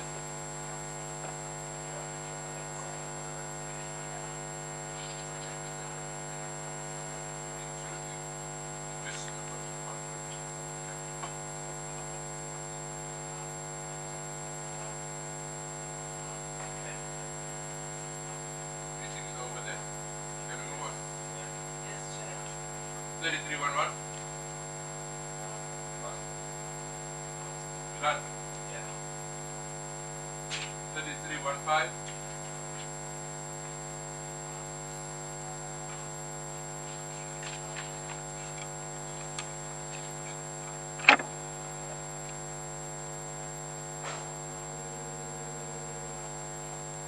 On that one, the findings and recommendations. Now, the public protector doesn't make recommendations, remedial action. So I think I suggested last time the findings, recommendations, and remedial action of already concluded investigations, such as those of the public protector, that should be considered and implemented. Because when we talk public protector, we talk about remedial action. It's not just a finding or a recommendation.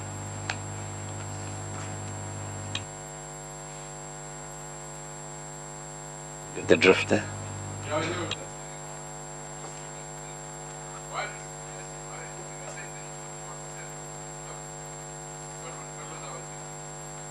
that? Our thinking there, Chair, is nowhere else in the report when we checked through very carefully have we recommended that the remedial action of the public protector has to be implemented. Yeah, nowhere else. So we brought it in here. yeah. So it's an injunction on the interim board. Looking at the last thing, it's compiled for handover to the new SABC board. Absolutely that part. It's compiled for handover.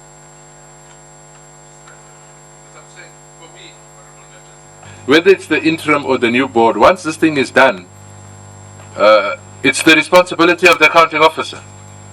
So it sounds almost that we're saying the interim must do something, stop there, and then say that the permanent board has the responsibility. I'm just asking the question, shouldn't we be saying this board that's put in place must make sure that these things are done, including all those people that return? That is the essence of what we were trying to say, isn't it? Chair, I absolutely concur with you. I was just wondering if it's not a good suggestion to have it presented to Parliament, because I mean the implementation plan and what they have found because of Parliament's oversight role. So I would just sort of suggest that that this document to be made available or submitted to Parliament.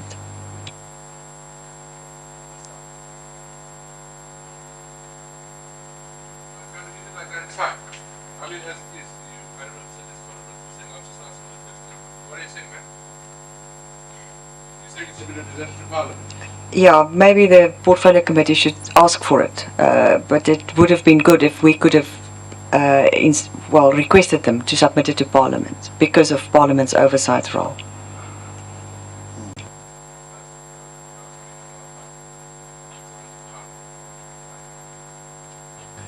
$33.16.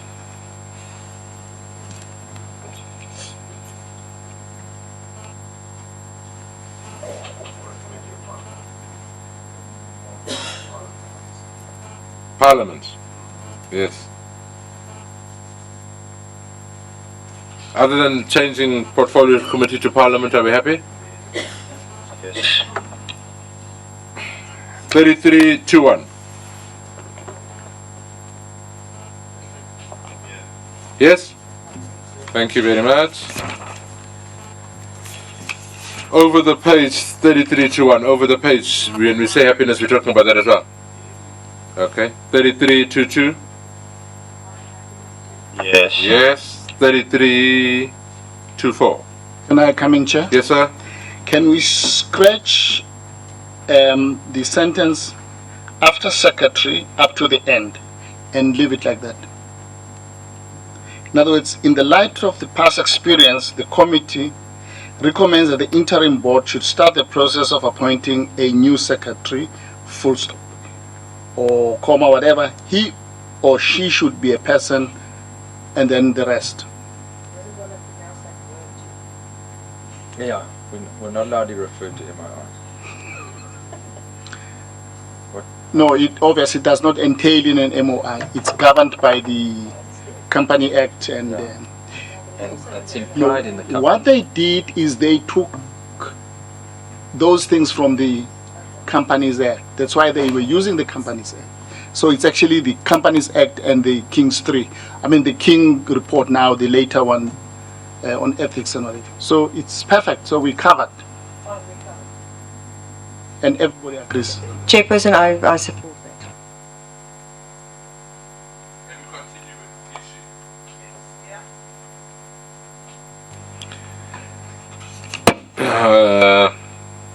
34.2.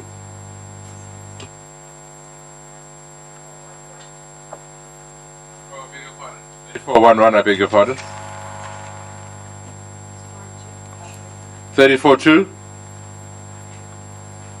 34.2.1, Chair. Yes, sir.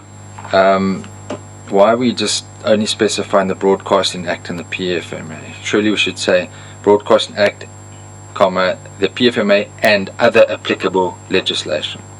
Well, the Companies Act is and other applicable legislation.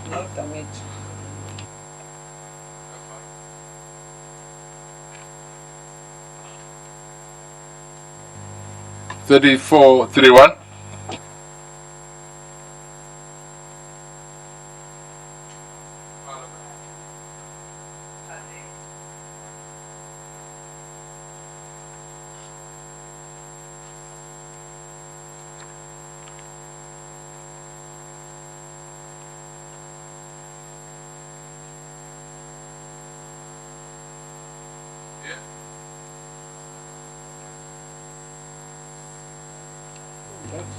Chair, 30.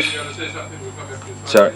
Yeah, Chair, if we go to 34.21 where we got Parliament, then the second last line should also be Parliament. Similarly, Parliament. 34.21, the second, yeah. 34.31. I don't understand. Serve the purpose of strengthening the legislation. What does that mean? Maybe we can say purpose of strengthening the legislation governing the SABC. Yeah. Okay.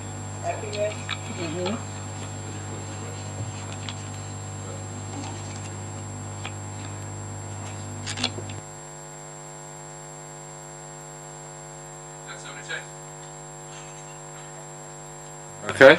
Perfect. 35.11.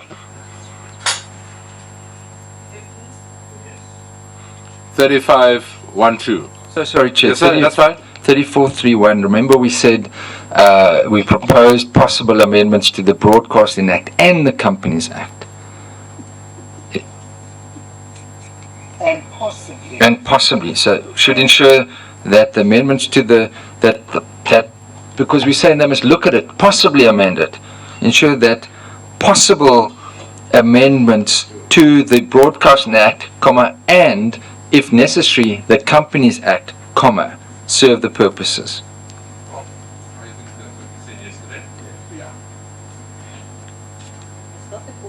Chair. It's Parliament, Chair. Sorry, Chair, it's just. I think we were saying the Parliament should consider amending primarily the Broadcasting Act and possibly the Companies Act, not the other. Yeah, the possibly shouldn't come before the Broadcasting Act because we said it's the Parliament. That's right.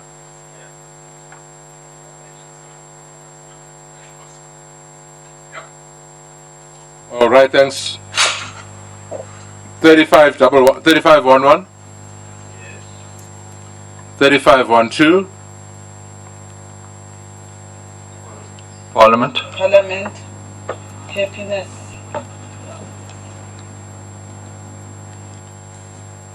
3611.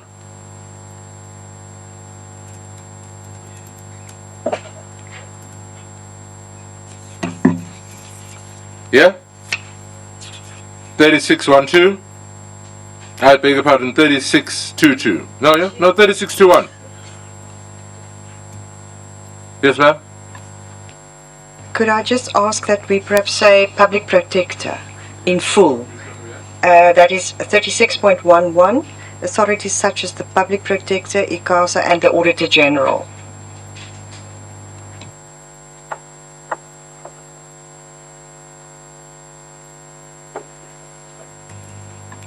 $3621.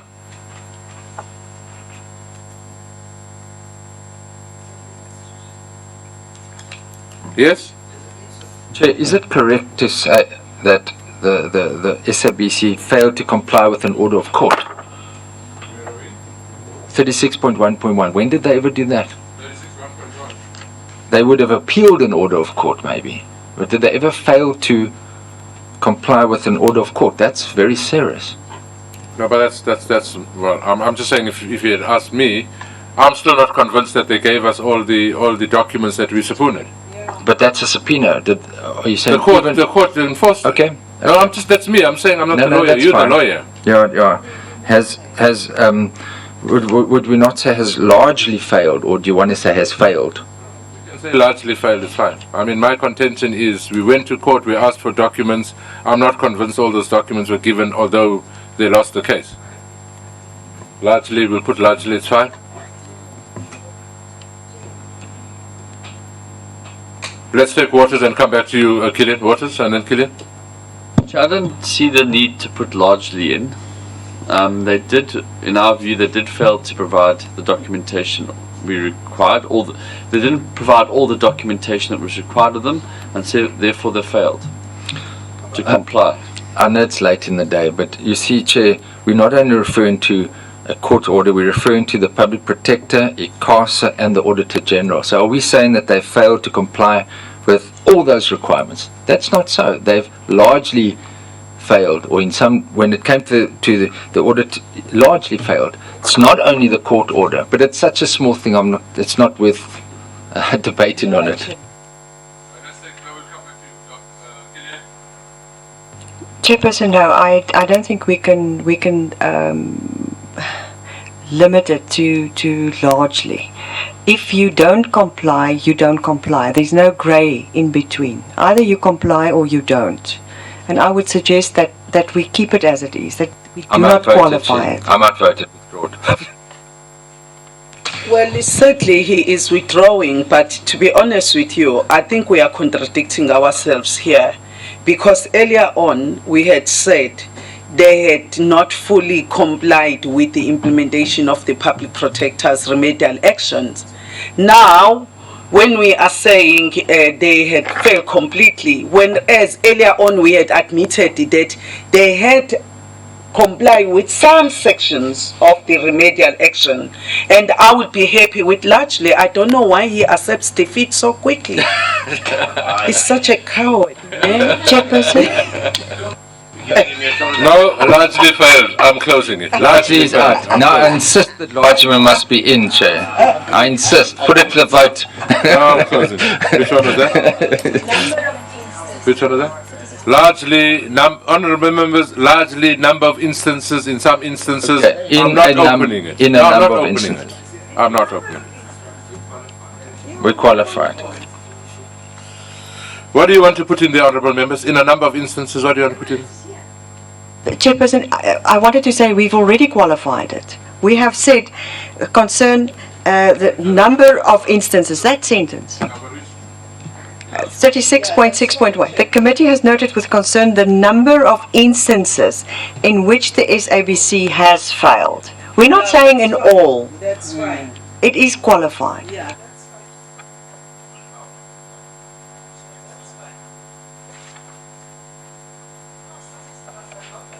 We need reason to smile, Chair. We need reason to smile.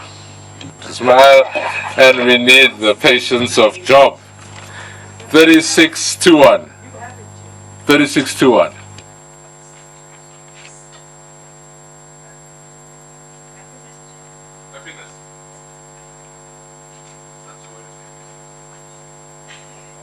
$36.22. Yeah. 37.11.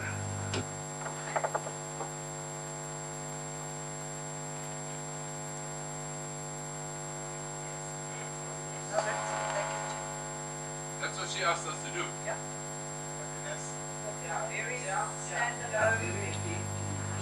38.11.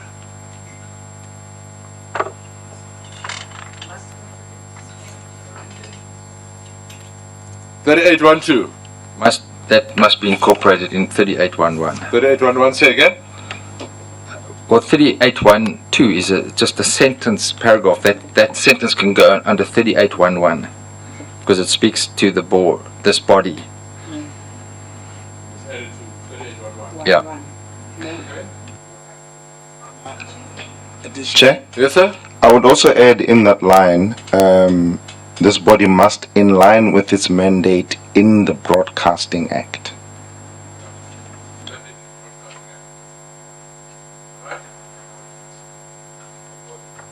You know what? 39.11. 39.11. No, Chair, because I sponsored this one, and in review, I think it's repetitive. It should read, the committee found that the minister displayed incompetence in carrying out her responsibilities as shareholder representative, full stop. Cut out the rest of that amendment. Yeah. No. No, yeah, up to SABC. Yes, that's correct, yeah. Okay. And the rest of that is involved.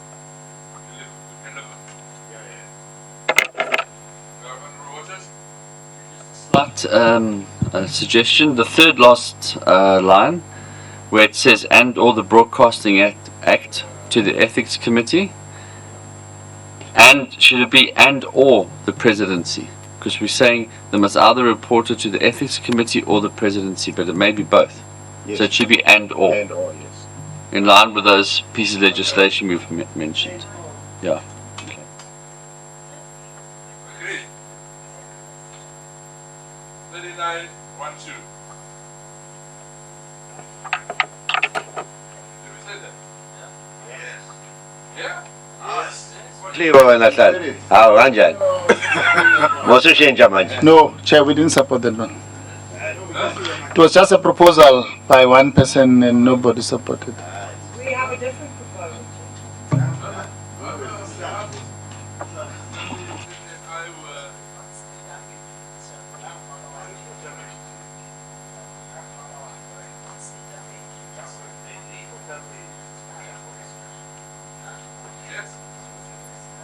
Fine.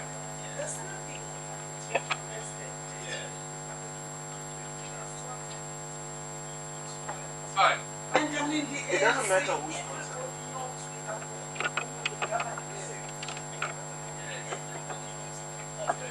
Yesterday, said yesterday, let the matter be referred. But we should not go further to say what then must happen.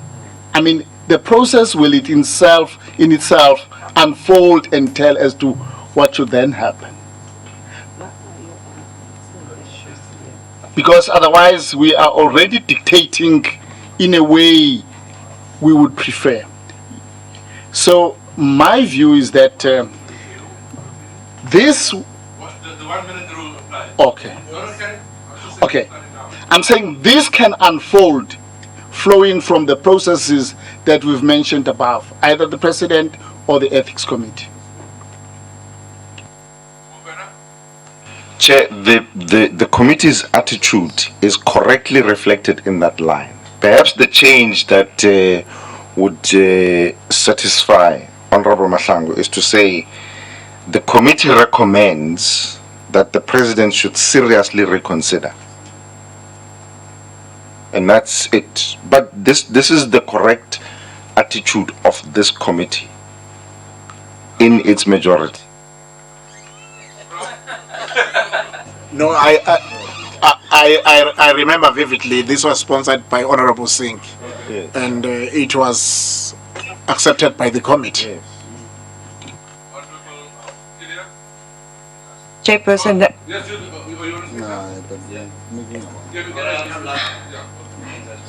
Chairperson, yes, I wanted to just say that I made a very passionate plea for us to remember what the Constitution states. And I suggested that we refrain from telling the executive, the head of the executive, what to do. So my proposal was very simple, to say that in view of the evidence presented regarding the deficient role of the shareholder representative or the minister, the President should exercise his constitutional prerogative in terms of Section 85 and Section 91(2) and to implement appropriate action. If we do that, we stick to the Constitution. We stick to the Constitution. We just say, Mr. President, red flag, please check. You, the head of the executive, exercise your constitutional obligation. Chair. Chair. Thank you.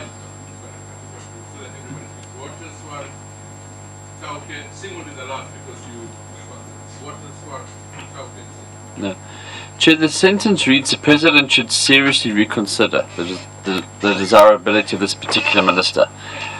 We're not dictating or instructing the President, we're asking him to seriously reconsider. And given the evidence in this document, we have every right to do that. We're not transgressing the Constitution or undermining his authority whatsoever. The fact is, if you did undermine his authority, we would say this committee demands that the President fires the minister from the cabinet, which we're not saying that at all. We're just saying that he must seriously reconsider the desirability of her holding executive office. And so I support this particular clause. Thank you, Chair. No, I want to support Dr. Khoza here as well and the other speakers that there's nothing wrong with the present word in there. The President should reconsider the desirability. It's his discretion in terms of the Constitution, but we do have evidence. There's a dual process here, and the previous sentence refers to institution of charges, disciplinary action. This could be just a redeployment in terms of, so I support it, Chair. So I support the present word in, Chair, but I do think once we've decided that we need to just change the previous sentence, because there's an assumption there that is wrong about if found guilty to institute charges. You can't be found guilty and then institute charges. So we need to just rephrase that to say if there is sufficient proof to order appropriate corrective action. But that's 39.1.1. No, you're right. I'm sorry, Cindy, that is, and if found guilty, you rather say, and if there is sufficient, you can even say prima facie proof. If there is sufficient proof to order, and then to leave that 39.1.2 as it is, Chair. Thank you. No, I think, Chair, we verify, and I think Honorable Koza's position is clear, is that we leave it as it is. Because there's nothing to hide. I mean, it's a fact, and we agree. There's not a problem, we can remain here.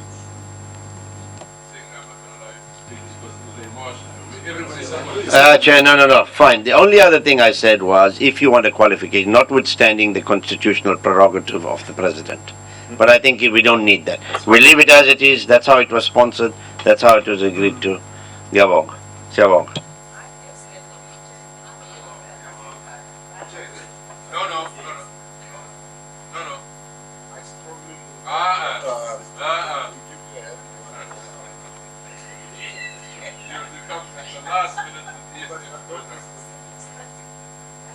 Twenty 3922.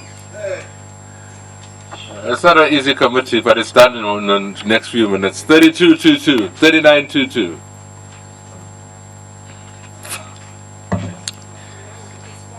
Forty-two-one. 42-1? Huh? One? In the second line. You got that, eh? Thank you. 43-2. Yes, sir? Here we stipulate the interim board must take immediately, disciplinary action. Yeah, should it not, 43-2 you said? Yeah. Should it not just, should it also be the board, so the interim board and the board, because intimidation may, continue after 6 months. Yeah, so it's the interim board and the board. Eh? Yeah.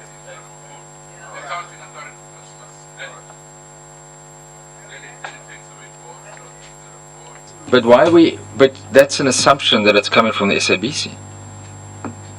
But anyway, it's fine. Threats are coming internally. I hear what you're saying, but I think what the sentiment is, if those threats are sourced internally, the accounting authority must deal with them. If they're sourced externally, the law enforcement agencies must deal with them. No, but if it's internally, it's a criminal. The police must come in. Why must they? No. Remember what we said earlier on. It was us that said when we asked the professor, "Are you aware of these things?" And he said, "I'm not even aware of them." You recall it? We asked him that question. So all we're saying is we agree the police must do something. And earlier on, we also said, Honorable Swartz, we have a dim view with the fact that when people are intimidated, they go to wellness. So, I mean, we're capturing all those type of things. I think what we're saying is there is also a responsibility on the board to make sure that its members or its employees work in conditions or an environment that's conducive to their work. Now, if we want to say that it's criminal, therefore it's only the responsibility of the police and not the board, let's not fight about it. But I think the spirit that we were saying it in is that, look, I'm a journalist. I expect my employer to protect me as far as is humanly possible. And the police will do the same, and my burglar guards will... I think that's what we were saying. That was the message we were trying to say. That's fine, Chair. Thank you.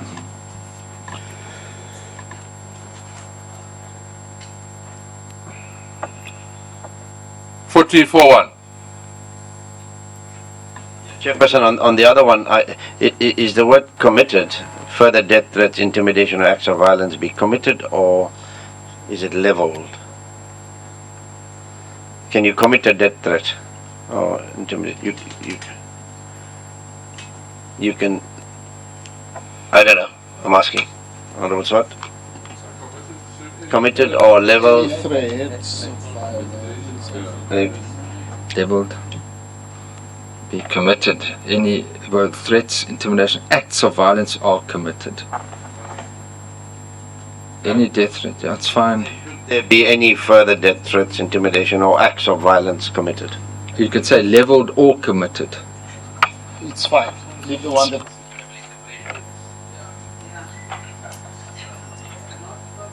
Each have 3 minutes to discuss that issue, Chair. You're saying leveled or committed, that's fine, honourable members. Let's do that. 44-1.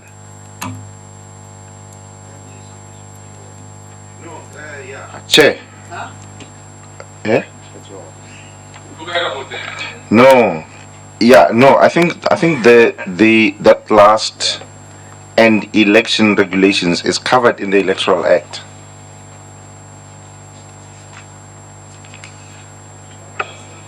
So we must cut out that last bit and election regulations. Yeah.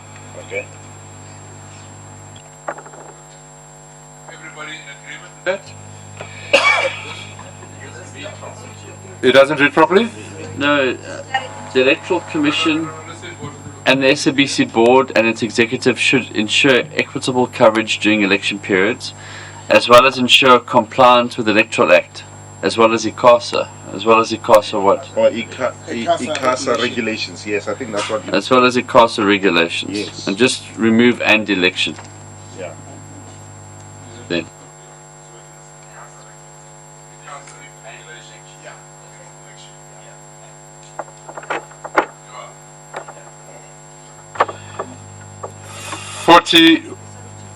Yes, ma'am. Why do we say and it's executive? We should actually, because the SABC board remains the accounting authority. So let's keep that and we say the Electoral Commission and the SABC board.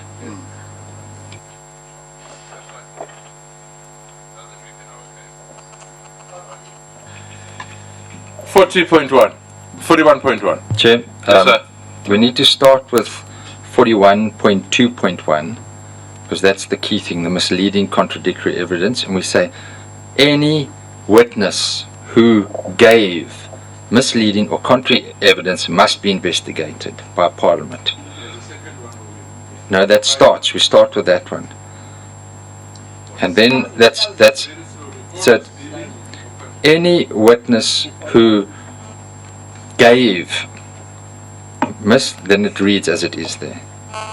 That's 42.2.1. Then you go to the existing 42.2.2, Parliament's Legal Services Unit as it is there, and then 41.2.3 will be the existing 41.2.1.1, the one any person who gives honest evidence is protected from criminal and other investigation in terms of the Privileges Act. You just bring that one to the end.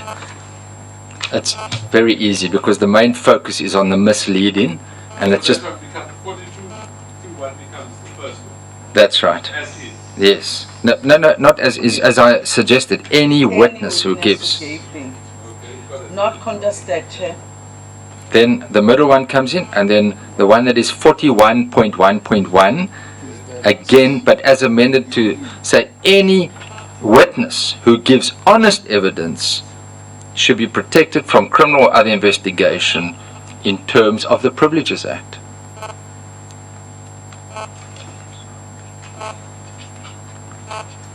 Why should they be protected? I'm saying it's a given. Why are you going to place it?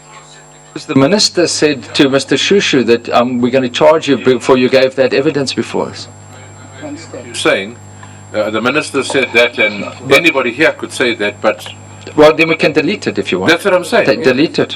Why should we put it in there? Delete it. Somebody said something here that I disagree with. Why must I put it in my report? That's fine. Delete it, Chair. Thank you. So that whole section falls away, the privilege as well as the 41.11 falls away, and then we just have the heading misleading / contradictory evidence with the corrections as proposed. 42.12.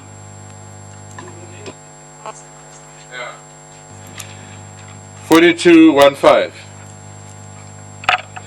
Is it 1 o'clock already? Wait. 42, which one are you now? Where's the thing? Oh, no, you know what? Because 4213 is a new edition of mine yesterday. So maybe you must say in conjunction with the minister. 4213. Yeah. It was a new edition. I don't know why it wasn't to just It's fine. yeah. 4215. Yes, yes, sir. It's 42.1.2. Similarly, costs for the recent appeal is small a against the Western Cape High Court judgment. It's not ruling, it's judgment. Should be borne by the acting judge in his personal capacity, comma, as per the court order. Yeah. Well, I don't know. I'm assuming that Issa, there was evidence. No, there wasn't evidence. We were debating it, and we were saying we understand the sentiment that, as it was in the Makuve case, there the judge said, "This is for you." Here, up to this morning, we were not convinced. Nobody showed me a piece of paper that that was the judgment. It might be our sentiment, but if the judgment says something differently, what are we saying? I think we all agree with this, but the question was, is this accurately reflected in the judgment? That's not necessary to say it, Chair. We could take it out if there's doubt. No, I'm playing devil's advocate. Let's take Singh and then take Killian. Chair, I think it's important that we say something about it. Maybe we can similarly cross for the recent appeal against the Western Cape High Court judgment on the appointment of the former should be borne by the person referred to in the judgment or in the court order. It could be Aguma, it could be somebody else. Yeah, by the persons referred to or cited in the court order.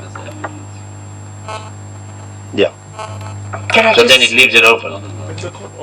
I don't have a problem with that. Just for information, I had the court order. The court order in the Western Cape case specifies that it is Mr. Motswaneng and Mr. Aguma in their personal capacity. That is in the Western Cape court. Now, I don't know what the appeal court, I don't have the appeal court. So, but the point is they already, and in fact, we thought that they wouldn't take further action because they already have to pay in their personal capacity. So, yeah. So we cannot say that with 100%. Why do we have it in our report, honourable members? Let's take it out of our report. What were we trying to do by putting it in our report? It doesn't matter what it is. Yeah, I mean, why are we being a post office for whatever? Can we take it out of our report? Let's take it out. Yeah, I think we can take it out, but I think the point we're trying to make to the board, interim board, is that they must not take responsibility to pay any legal costs where others have been ordered to pay such costs. I mean, that's a point where, because they could pay this thing quietly, the board, on their behalf. I'm just saying we are now venturing into all sorts of spaces. Can we take it out? No. Well, Chair, I've got the judgment in front of me. Yes. If it is relating to the is it the DA case that we're dealing with? The DA case, it's a full bench judgment, Western Cape Division, and it says in terms here that Mr. Maguma must pay the cost. Motswaneng and Aguma in his personal capacity are directed to pay the applicant's costs. That is the appeal. It's a two bench judge. So it might not be the appeal. Chair. No, I think the question that you're asking is correct. If there's a court order, why must we put it in our report, right? The only reason why I would put this in the report is to ensure that Mr. Aguma and whoever must pay in their personal are actually paying it in their personal capacity and not from the SABC's thingy. Then, okay, let's keep this. If it's Did you hear that, Chair? I heard what you said. Yeah. Because there's allegations that there's corruption and they're still taking money from the SABC.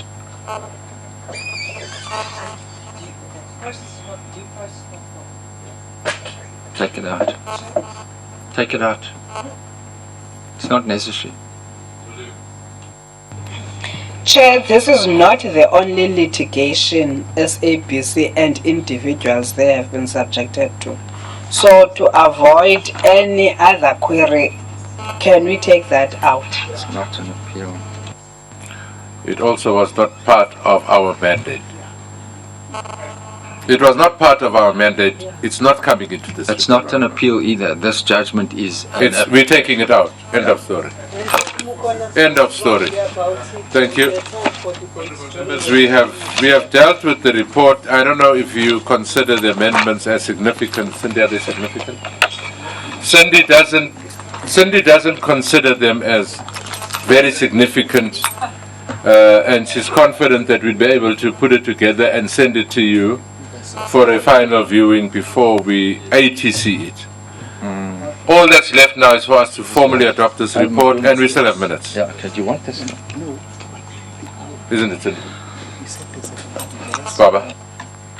Chairperson, on that note, I formally move for adoption of this report with the amendments that were effected today.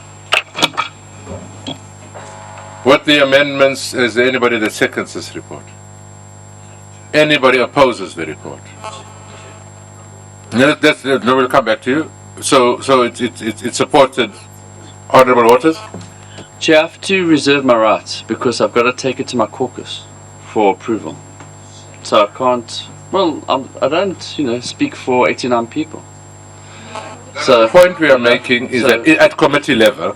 So I have to reserve my right. That's fine. If he reserves his right, that's fine. Yes, sir. Chair, may I also indicate that the UDM asked me that they also reserve their right to support the report. They reserve the right to record it. But having been adopted by the majority here, the committee is adopting the report with those notings that the two political parties reserve their right.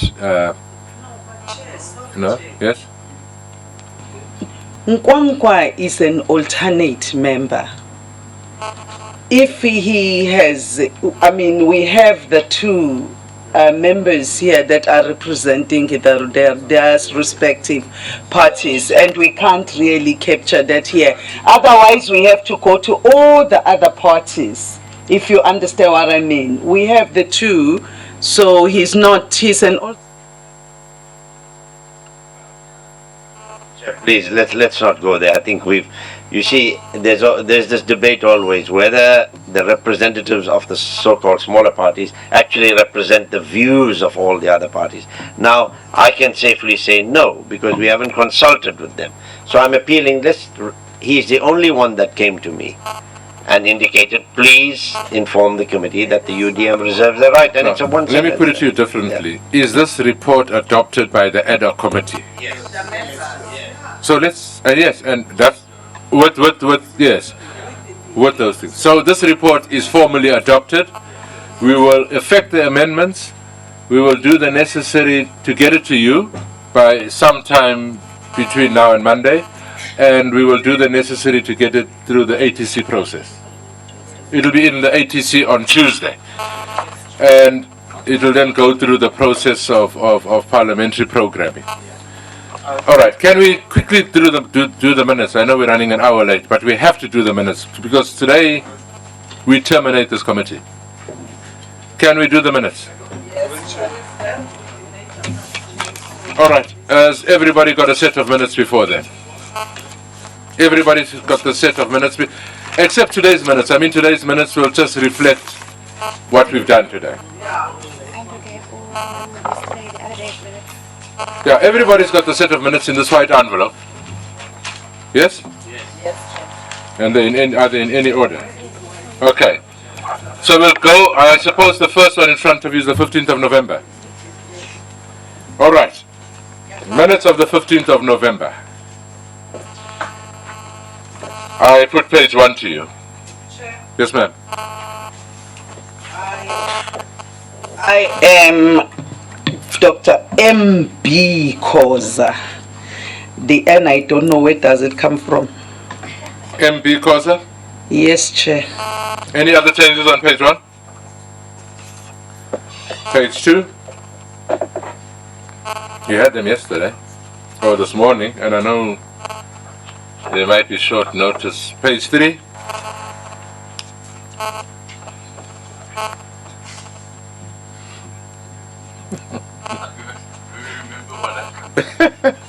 Page 4.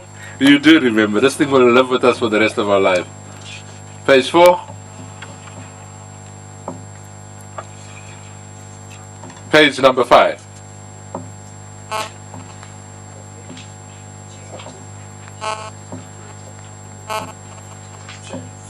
Error, but it's just a spelling error. It's just my surname on page 4. It's captured correctly on the front page, but there it's consideration of the agenda, Chair. Item 4.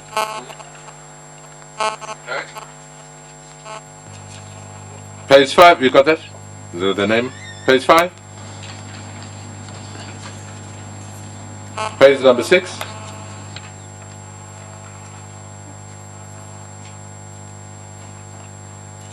Bladsy 7. Voorzitter, nee meneer, voorzitter. Bladsy 8.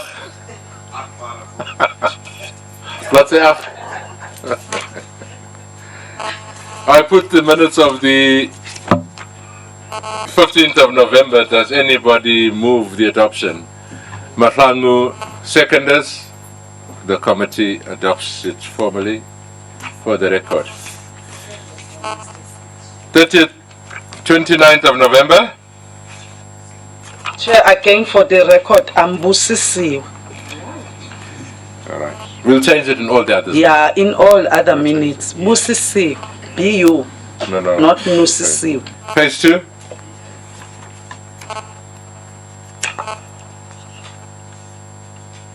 Page 3.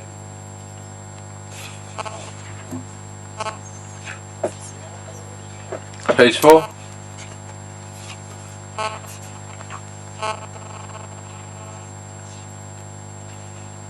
Page 5.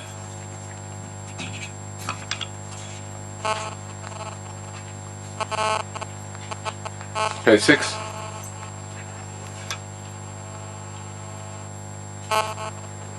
Page 7.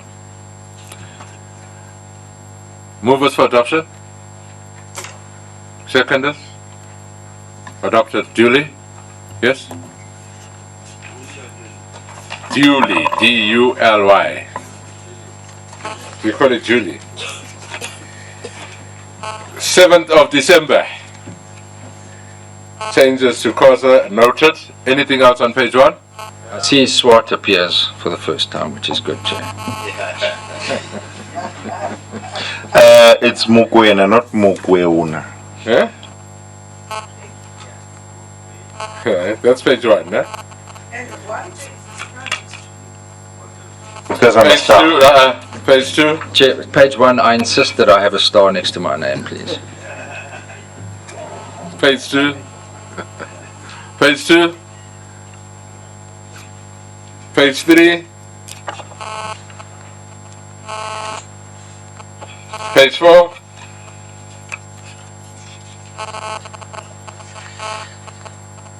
Page 5.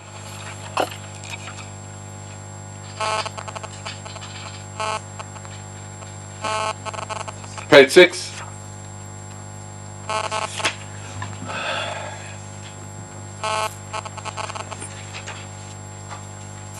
Page 7. Somebody move that we adopt the reports of the 7th of December. Seconders? Yes. We move for adoption? Thank you. We have minutes of the 8th of December. Sjoe, het hulle zwaar gewerkt.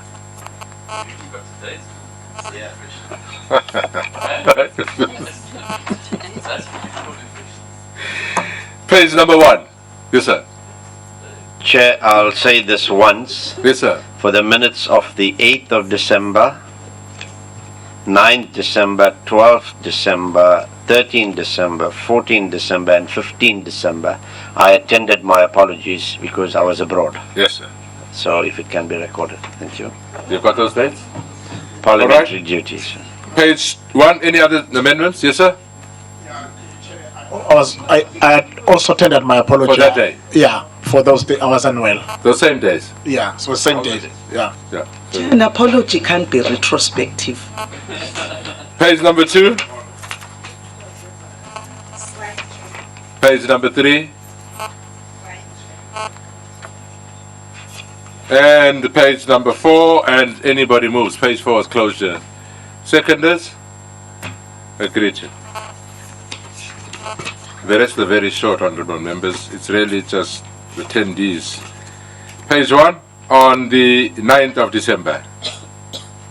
Khoza noted, and Singh and Kubisa.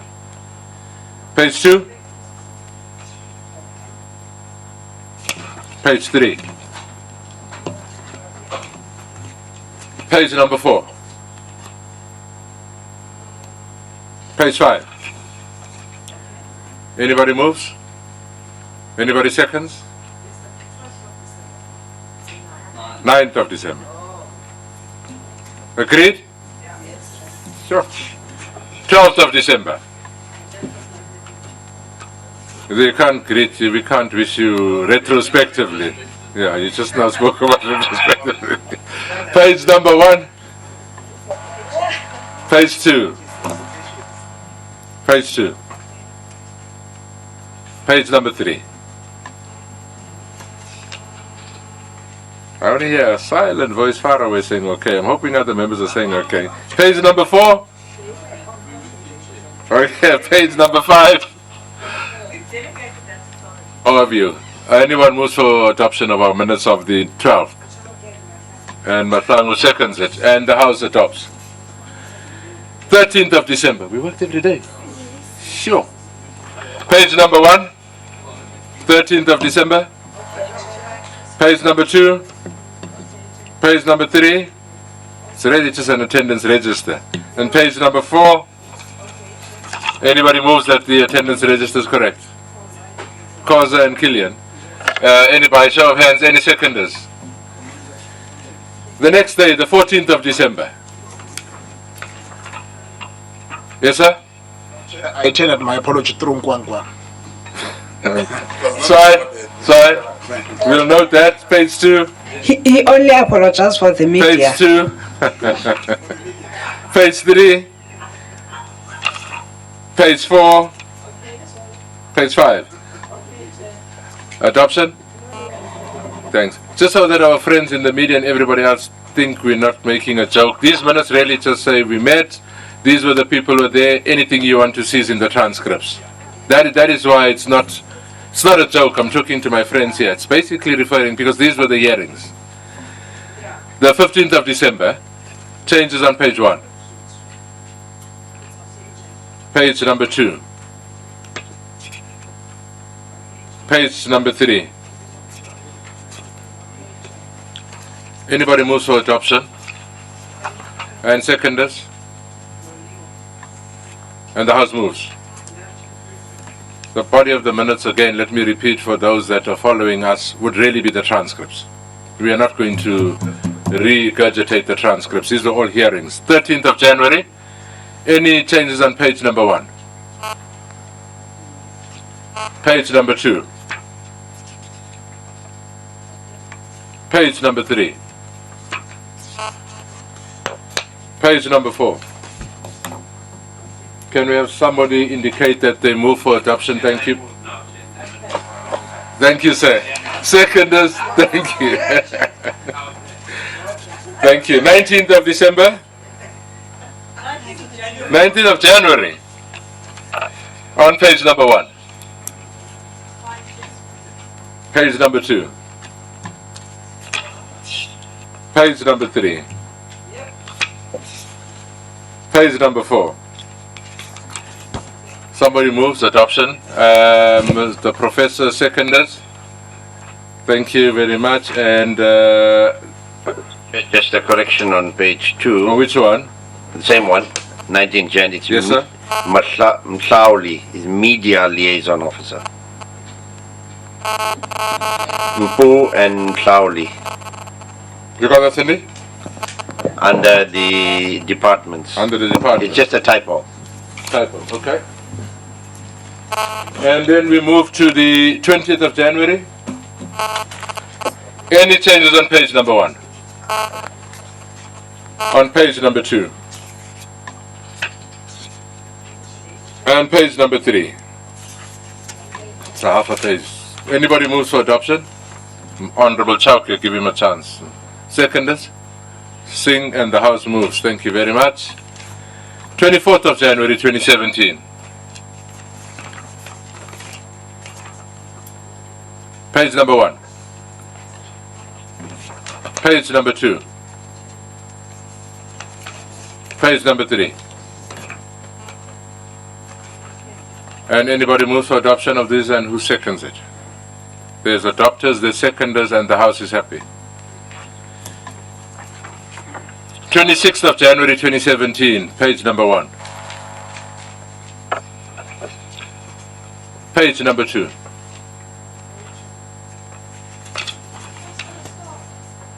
Page number 3. And page number 4. Indication of somebody moving. Seconding, thank you. 27th of January 2017, page number 1. Page number 2.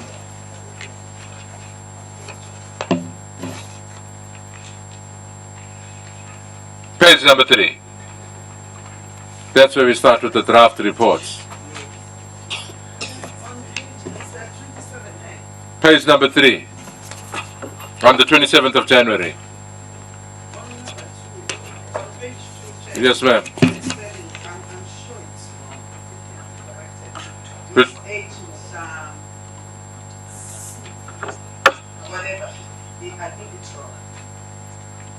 You got that one?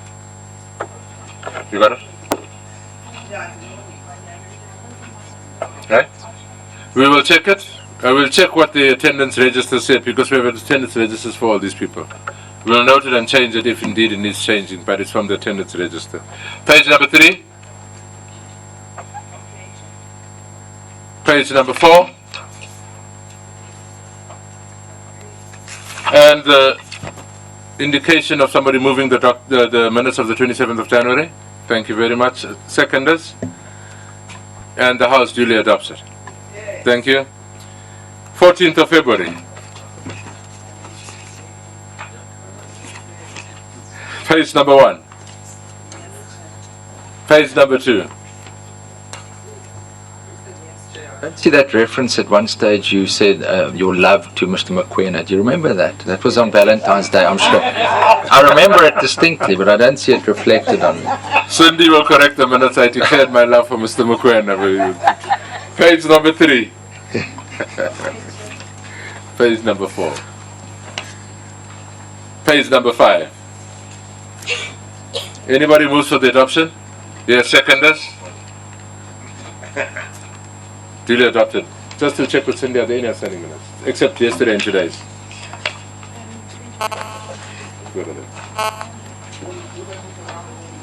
You've given them to members? Yeah, we got it yesterday. No, we're not going to do a round robin. 21st Feb. Yeah, we'll ignore today's ones. 21st of February? Yeah, very hot. They're saying they've dished them out. You have them? Yes.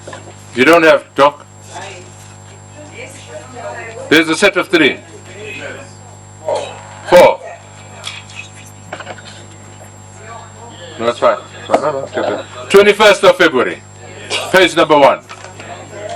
Page number 2. Anybody moves for adoption? And seconders, thank you. 22nd of February. No, 22nd I was there. Ah, you came late, Bob.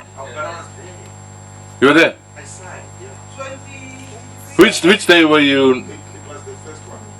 Yes, yeah, you agree. We agree. We agree. We will. No, we agree. Page number 1, we'll indicate that Mokoena was there. Any other changes on page 1? Changes on page number 2. Hi Mokoena. Changes on page number 2. Changes on page number 3. Yeah, you changed too. Yeah? Honourable Mokwena's apologies reflected on page 2. Is that what he's contesting, or was it the previous minute? I was there, there was no. Oh, okay. So what he's saying is he's 1.2 we will correct, because we show him Kwankwa and Van Dam. Yes, sir. Can't hear you. Put the mic on. Tendered my apology for that one. Yes. Hey.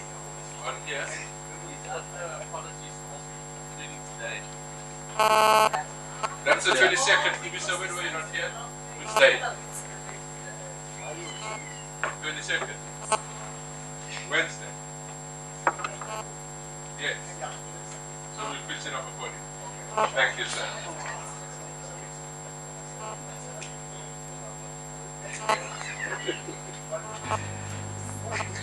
We reached the minutes of last night.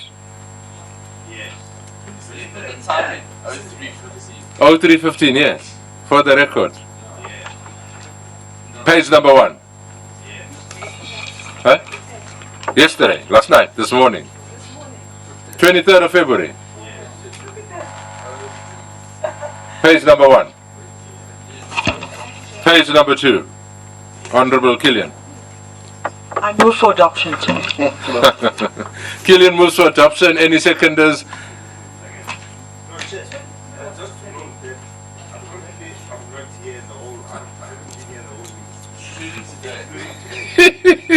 No, we haven't got today's minutes. Ignore today's minutes. Yeah, it was a trap. Okay. Cindy doesn't like you. We will fix those up, honourable members. The minutes of. No, but we will sort them out. We'll update them. Cindy was trying to be proactive in the things that were almost standard. She couldn't have thought that you were going to ask for a division. So yeah. No. I'm saying that minutes for today. How are we going to manage that? Cindy will distribute minutes for today, and I will check them. In the absence of anybody coming to me to correct it, like Honorable Kwena, I will sign them on behalf of the committee, sometime between today and Sunday. So please make sure that you look at today's minutes, and if there are any changes, talk to me and Cindy, we will sign them. That's for today's minutes. I'm saying that because when I say Siyavala, SABC will be valid forever in terms of ad hoc committee. That's why I'm saying that's what's going to happen. No, it's fine. Put your hands down. I'm just saying that's how we're going to process today's minutes. You happy with that one? But Chair, can that be reflected in today's minutes? What? What you just said. What? That today's minutes are going to be round robin. Round robin, yes. Yes. Yeah. Yeah. No. If you want us to put it as a decision of this meeting, because it's the only practical way for me to do it. Because we're not going to meet, we will send minutes to you as accurately as possible of what happened today. You'll have an opportunity to look at them. If they have not arrived by Sunday by lunchtime on Monday, we will take it that nobody has problems. We will sign it off and it will go in the record. That is formal part of the meeting. All right, I see many hands. 1 minute each. Do you have any other agenda items? No. Do you want to start? Oh, before that, that's what I'm thinking. Yes, sir. Chair, the minutes of yesterday, I mean, if you say minutes of today, when does today start? My Baba, man. Minutes from 10 o'clock, now I'm tired. Okay. We're tired, some of us, we want to go home. So okay, everybody's got 1 minute. Honestly, 1 minute. If you don't have anything to say, we'll close. 1 minute. No, Chair, the reason that we ask for this 1 minute, firstly is to really appreciate and congratulate you, the manner in which you are able to steer this ship together with your background team and legal team, but again, generally to really appreciate the working together of members of parliament whom we have managed to put aside our party positions to guide us. But I think we have done well, and we really want to wish that moving forward, that's how parliament should focus its energy in the manner in which we have demonstrated this working together. Thank you, Chairperson. Thank you for your guidance. Thanks for your patience in particular. And then lastly, thank you to all the colleagues. I think we've had a good relationship of working together, and we are all very committed and equally committed to get the SABC right where it belongs. We all have a significant interest, and all of our supporters and the broad public would expect us to take the matter forward. Thank you, Chair. Thanks, Chair. The members of the party, which is a leader of society, have shown those that are from other parties that it's not a crime to come to a meeting every day. No apologies were tendered by the ANC throughout this process. So all those who want to join us and be exemplary, they are welcome to join the ANC. Thanks, Chair. Chair, to the backup team, I think Abo Cindy, they've really been exceptional, something that you seldom find in state institutions. But we must also appreciate the media for the attention that they've given to the committee, and for the interest shown by the public of South Africa to what this committee has been saying and doing, and indeed your legal team has been quite good. But yeah, I think across political parties we have delivered something together as a people, and I think this is what South Africa is expecting of us. Thank you, Chair. And again, just to echo the sentiments, to thank Cindy and all the support staff, all the legal advisors, and of course to all our colleagues. Thank you for the message we sent to the public of working together in exercising oversight. And of course to all those SABC staff that have been watching us carefully, we want to say that we want to assist the SABC to come along to right its course, and this has gone a long way to that. So Chair, justice and righteousness will prevail. Malibongwe ikamala inkosi.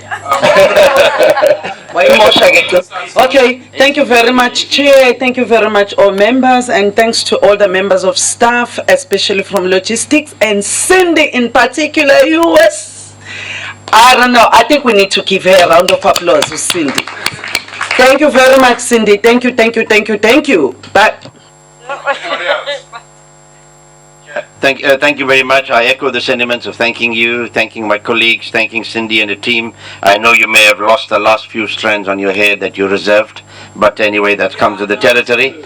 And just to say that we may not have been perfect in what we've done, but I think all of us put in our best show, our best effort, and that's important. And we hope that the leadership of the future leadership of the SABC take to heart what we've recommended, and that they practice good governance and accountability, and that the public are proud of this public broadcaster moving forward. And thank you to all the viewers who've watched us over time. Thank you. Chair, we professionally thank you in particular for steering the ship. It has been an enriching exercise. To all the honorable members, thank you very much. We worked as a team. We agreed and disagreed, but for the betterment of our country, we united. And thank you to the staff, and we all became a team. Thank you to the masses of our country out there who derive joy in this committee. We thank you to all. Thank you. Thank you, everybody. Thanks to the support team. You guys, you helped us a lot. Thanks, Chair, for great work. Thanks, Cindy. And this ANC, it's kind of moving in the right direction. Right? So I've got membership forms for you. So you'll come around and then, yeah. Chair, I want to thank you first of all. for your patience of Job, as you said, and the way you steered us. So thank you very much. Cindy, you and your team, thank you very much. And to all those people that made submissions, that came here and took time out, some at great, with threats as well, thank you to them. And to the media and the public of South Africa for actually taking an interest. So thank you very much. On a lighter note, Chair, I want to say to the ANC members, well done in giving a speech under 1 minute. You may have to do that a lot after 2019. All right.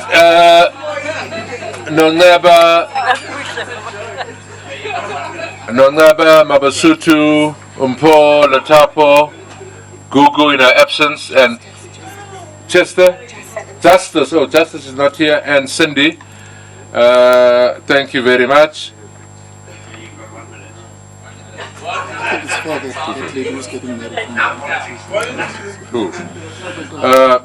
My 1 minute is up, yes. But also in absentia, Honorable Van Dam from the committee, let's wish her well on the marriage tomorrow, going forward.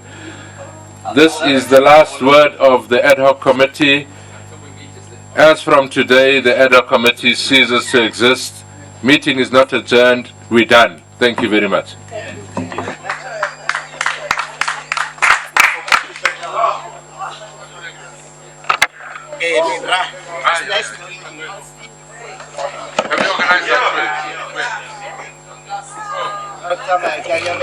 For those that are hungry, there's lunch that's been organized. For those that are going home, have a good trip home. But there is lunch organized.